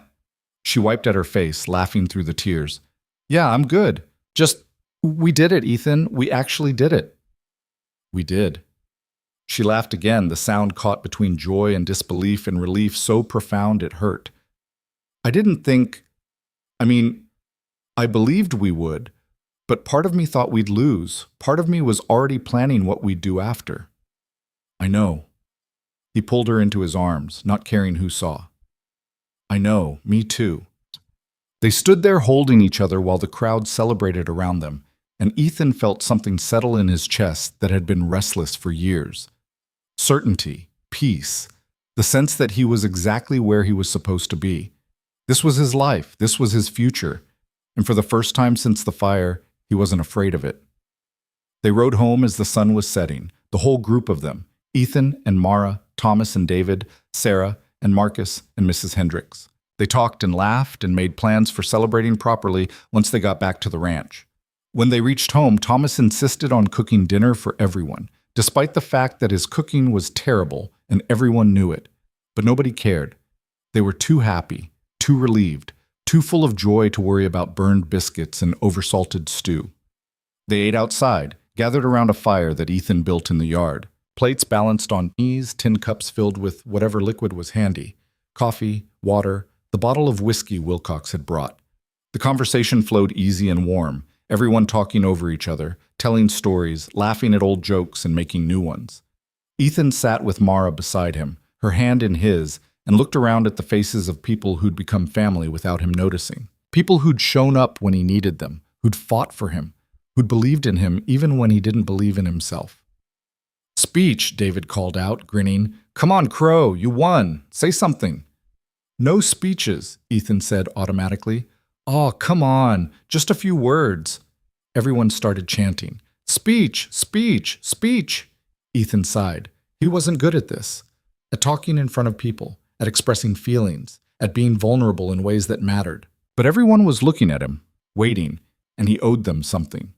He stood, still holding Mara's hand, and cleared his throat. "I'm not good at speeches," he started. A few people laughed.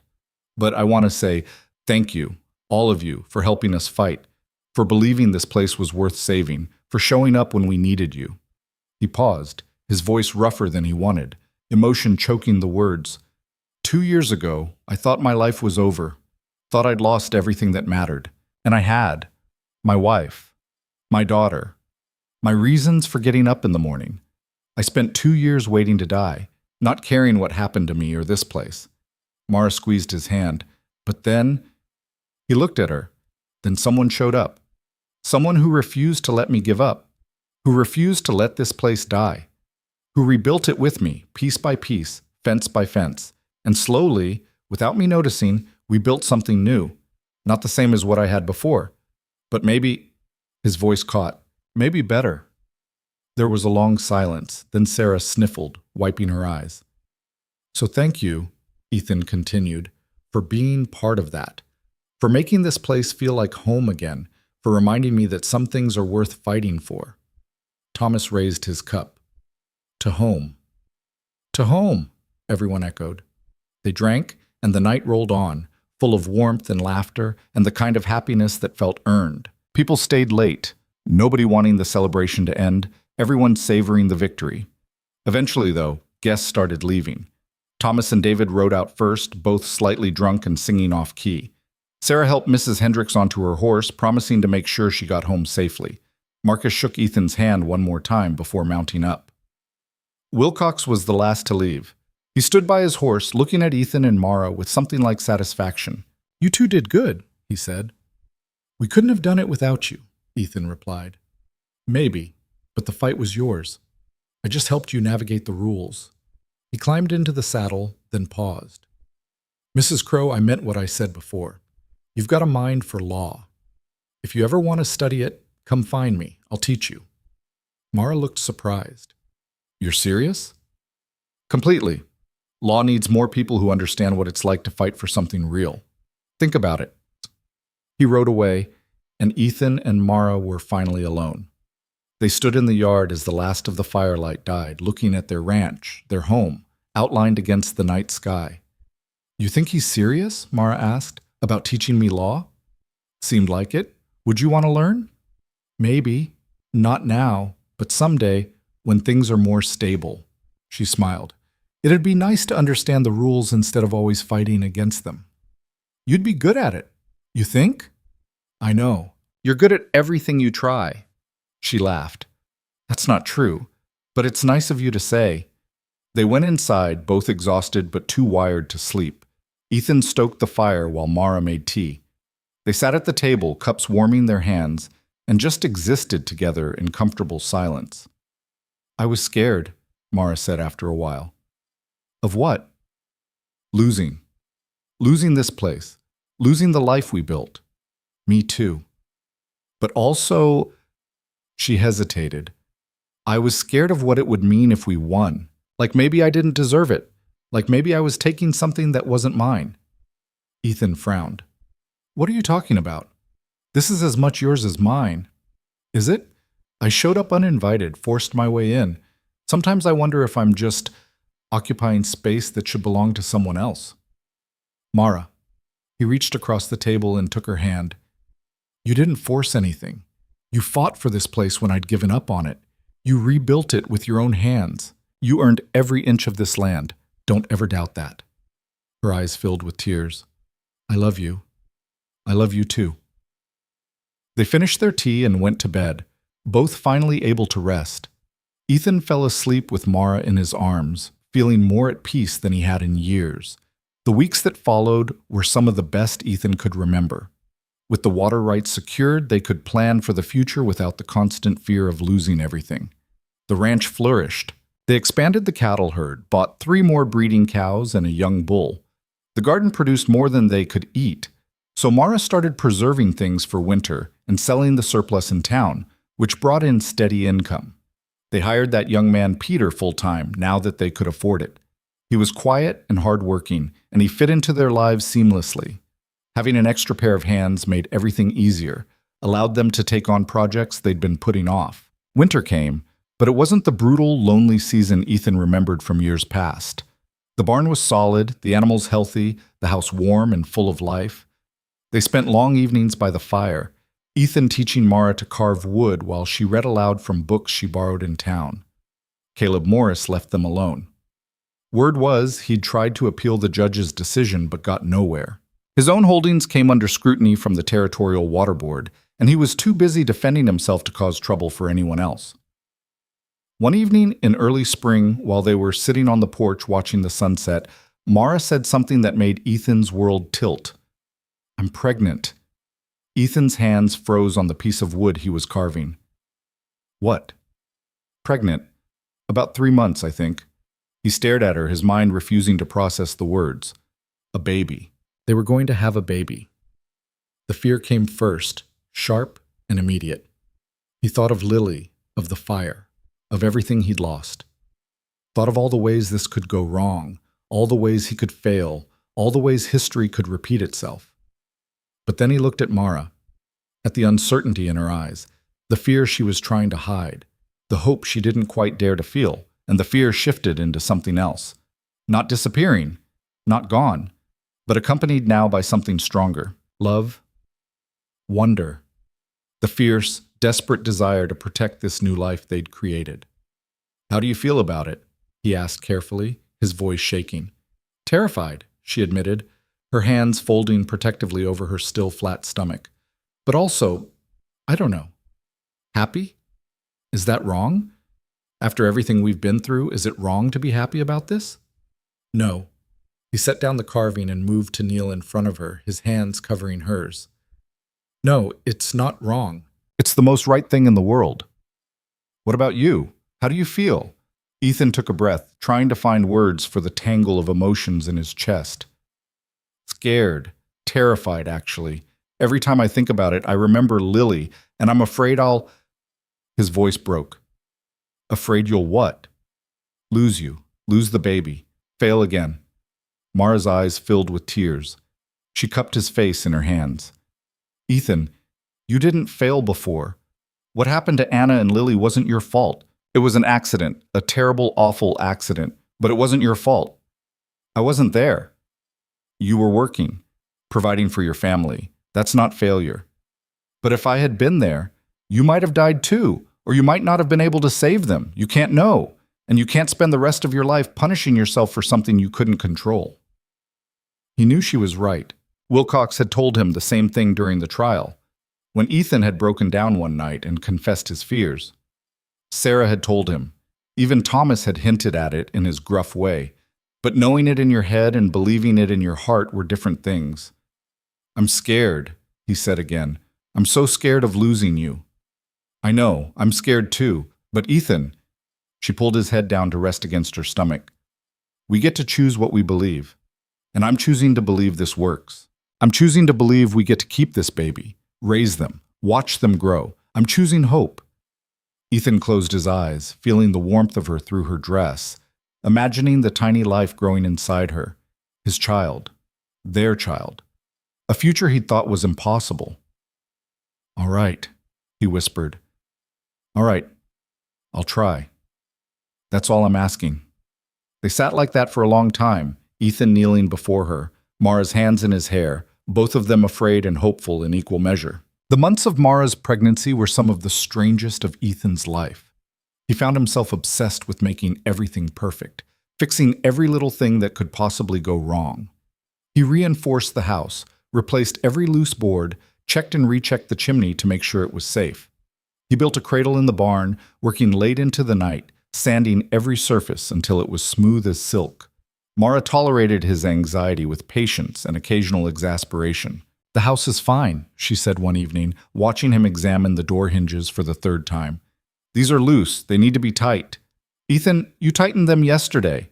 "I'm tightening them again." She sighed, but didn't argue. She understood, even if she didn't share his particular brand of anxiety. Her own fears manifested differently. She became obsessed with preparing for winter, even though winter was months away. She canned and preserved everything she could get her hands on, filling the cellar with rows and rows of jars. She sewed baby clothes from scraps of fabric, her stitches neat and careful. She made lists of things they'd need, checked them constantly, added items in margins. They were both terrified. But they were terrified together, which somehow made it bearable. The community rallied around them again. Sarah brought over baby clothes her own children had outgrown. Thomas carved toys, a wooden horse, a set of blocks, a little whistle. Mrs. Hendricks knitted blankets in soft yellow wool. Marcus brought over a book about caring for infants, slightly water-damaged but still readable. Even people they barely knew stopped by with gifts and advice. The woman who ran the boarding house in Morrison sent a package with the stage, a beautiful quilt she'd made herself. The clerk from the territory office, the one who'd filed their water claim, sent a congratulatory note. It was like the whole territory had claimed their baby as its own. The baby came in early summer on a morning so hot the air shimmered. Mara's labor started just after dawn, and by noon she was deep into it, her face flushed with effort and pain. Ethan sent Peter to fetch the midwife, a capable woman named Agnes who'd delivered half the babies in the territory. But labor was unpredictable, and the baby came fast. Too fast for Agnes to arrive. Ethan found himself delivering his own child, his hands shaking, Mara's screams filling the house, terror and awe mixing until he couldn't separate them. He'd helped birth calves and foals, but this was different. This was his wife, his child, his entire world balanced on a knife's edge. And then, suddenly, there was a baby in his hands, small and slippery and screaming louder than seemed possible for something so tiny. A boy. "Is he okay?" Mara gasped, trying to sit up. "Ethan, is he okay?" Ethan looked down at his son, at the tiny, perfect face, the miniature fingers curled into fists, the eyes squinted shut against the light, and felt something in his chest crack open. "He's perfect," Ethan said, his voice breaking. "He's perfect." He cleaned the baby with trembling hands, wrapped him in the blanket Sarah had brought, and placed him in Mara's arms. She looked down at their son and started crying, her whole body shaking with sobs that were joy and relief and overwhelming love. "Hello," she whispered. "Hello, little one. We've been waiting for you." The baby stopped crying and seemed to look at her, though Ethan knew newborns couldn't really see yet. Agnes arrived an hour later, flustered and apologetic, and checked both Mara and the baby thoroughly. "Everything looks good," she pronounced. "You did fine without me. Though next time, try to give me more warning." "Next time?" Mara said weakly. Agnes smiled. "One at a time. Rest now." They named him Samuel, after Mara's father who died when she was young. Samuel Crowe. The name felt solid, real, permanent, carved into the family Bible Thomas had given them as a wedding gift. Life with a baby was harder than Ethan remembered. Samuel cried at all hours, needed constant attention, turned their carefully organized life into beautiful chaos. But it was good chaos, the kind that reminded you why you were alive. Mara took to motherhood with the same determination she brought to everything else. She was exhausted, constantly covered in spit-up, her hair perpetually falling out of its braid, but she'd never looked more beautiful to Ethan. She sang to Samuel while she worked, lullabies her mother had sung to her. She talked to him constantly, explaining everything she was doing, like he could understand. And maybe he could, in his own way. He seemed to calm when she spoke, his tiny face turning toward her voice. Ethan held Samuel every chance he got. At first, his hands shook every time, terrified he'd drop this precious burden. But gradually, as days turned into weeks, he relaxed. Samuel was sturdier than he looked, more resilient. At night, when Samuel woke crying, Ethan would pick him up and walk the floor, rocking him, singing songs he half remembered from his own childhood. Sometimes he sang the songs Anna used to sing to Lily, and it hurt. But it was a good hurt. Like those memories were finally serving a purpose instead of just haunting him. The ranch kept running. Peter picked up the slack while Ethan and Mara adjusted to being parents, never complaining about the extra work. Neighbors continued stopping by, always with some excuse, borrowed a tool, returning a favor, just happened to be passing by, but really just checking on the new family. The cattle thrived. The garden produced abundantly.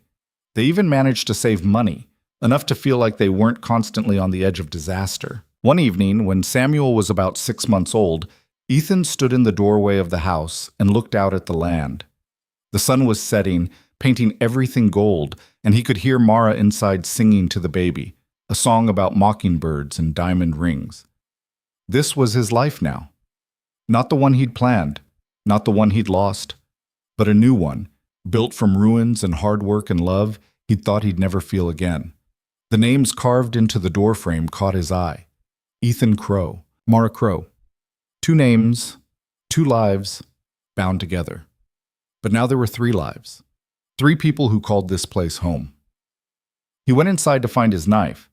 When he came back out, Mara was standing there, Samuel on her hip. "What are you doing?" He showed her the knife. "Making it official." She smiled, understanding immediately. She came to stand beside him, both of them watching as he carved a 3rd name below the others. Samuel Crowe. His letters were still crooked, still uneven, but they were there, permanent. "It's perfect," Mara said softly. "It's terrible. I'm terrible at carving. It's perfect because it's ours." She kissed him, careful not to squish the baby between them, and Ethan felt that certainty again, that sense of rightness. This was home. Not because the land was perfect, or the work was easy, or the future was guaranteed, but because they'd chosen it, chosen each other, chosen to build something worth fighting for. Time passed the way it does on a working ranch, in cycles of seasons and endless labor and small moments of joy. Samuel grew, learned to crawl, then walk, then run. He was loud and curious and fearless, getting into everything, keeping them constantly on their toes. Mara did start studying law with Wilcox. Once a week, she'd ride to Morrison with Samuel strapped to her back, and Wilcox would teach her from his dusty law books. She was good at it, just like he'd said she would be. She started helping other ranchers with legal problems, reading contracts, explaining rights, charging nothing but accepting payment in trade, chickens, vegetables, labor. Ethan expanded the ranch slowly and carefully. They bought more land from a neighbor who was retiring, doubling their holdings. They built a second barn. They hired another hand, a young woman named Clara, who was escaping a bad marriage and needed work. The ranch became known as a place where people could come if they needed help. If you were struggling, if you needed advice, if you just needed a hot meal and someone to listen, you went to the Crowes. Ethan never quite understood how it happened, how their private struggle had transformed into something bigger, something that served the community. But Mara understood. She'd always understood. "People help people who help people," she said one evening. "We helped our neighbors. Now they help others. That's how community works." Years passed. Samuel grew into a sturdy boy with his mother's eyes and his father's stubbornness. They had a daughter next, then another son. The house that had once felt too empty now burst with life and noise, and the constant chaos of children. Caleb Morris died of a heart attack in his 50s, angry and bitter to the end. His children sold off his land piece by piece, wanting nothing to do with the ranch that had consumed their father's life. Ethan bought some of it, ensuring the water rights stayed secure. Thomas and Sarah grew old, passing the torch to their children. Mrs. Hendricks died peacefully in her sleep, and the whole territory mourned. Wilcox retired again for real this time, leaving his practice to Mara, who'd finally earned her law certificate through correspondence courses. The ranch flourished. Some years were hard, droughts, storms, economic downturns, but they weathered each challenge together, stronger for having survived the ones before.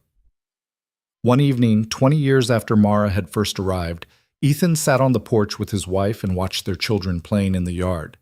Samuel was 20 now, basically running the ranch himself. Their daughter Rose was helping her mother with law work. The youngest, James, was still in school but already talking about being a rancher like his father. "You ever think about that first day?" Mara asked, "when you found me at your table?" "Sometimes. I thought you were crazy." "I was crazy, showing up uninvited, refusing to leave. Best crazy thing that ever happened to me."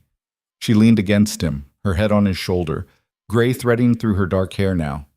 "We did good, didn't we?" "Yeah, we did." "You think Anna would approve?" It was the first time in years Mara had mentioned Anna's name. Ethan thought about it carefully. "I think she'd be happy I found someone. Happy the ranch survived. Happy I didn't spend my whole life mourning." "I hope so." "I know so." He kissed the top of her head. "She'd like you. You're both stubborn as mules." Mara laughed. "That's the nicest thing you've ever said to me." They sat in comfortable silence, watching the sunset, listening to their children's laughter. Eventually, Mara said, "Come on, dinner's ready." They went inside together, and Ethan closed the door against the coming night. The house smelled like roast and bread and all the small things that made a life. The table was crowded now, 7 plates instead of 2. Samuel and his new wife, Rose, James, Clara, who'd become family over the years, Peter, who still worked with them, gray in his beard now but strong as ever. Mara said grace, not because they were particularly religious, but because it was nice to take a moment to appreciate what they had. Then everyone dove in, talking over each other, arguing about everything and nothing, the conversation loud and chaotic and perfect. Ethan looked around the table at all these people, family by blood and choice, and felt complete. This was what they'd built. Not just a ranch, but a home. Not just a marriage, but a life. Not just survival, but something worth surviving for. After dinner, after everyone had left or gone to bed, Ethan and Mara sat on the porch one more time. It had become their ritual over the years, this quiet time together after the chaos of the day. "You happy?" Mara asked. "Yeah. You?" "Yeah." It was a simple conversation, but it said everything that mattered. They'd survived. They'd built something good. They'd created a future from the ashes of their pasts. And every night, without fail, they set plates on the table for whoever might come. Not out of hope, not out of need, but because they'd chosen to stay. They'd chosen each other. They'd chosen this life with all its hardships and joys, its failures and triumphs, and that choice had made all the difference. Outside, the land stretched dark and endless, the same land Ethan had almost given up on so many years ago. But inside there was light, there was warmth, there was family and love and a future still being written. Ethan looked at the doorframe, at the 3 names carved there, and thought about adding more. The grandchildren who would come someday, the great-grandchildren after that. Generation after generation, building on the foundation he and Mara had laid. This was his legacy. Not just land or buildings or cattle, but the choice to keep going when giving up would have been easier. The choice to love when love felt dangerous. The choice to build when everything around him was falling apart. And that was enough. More than enough. It was everything.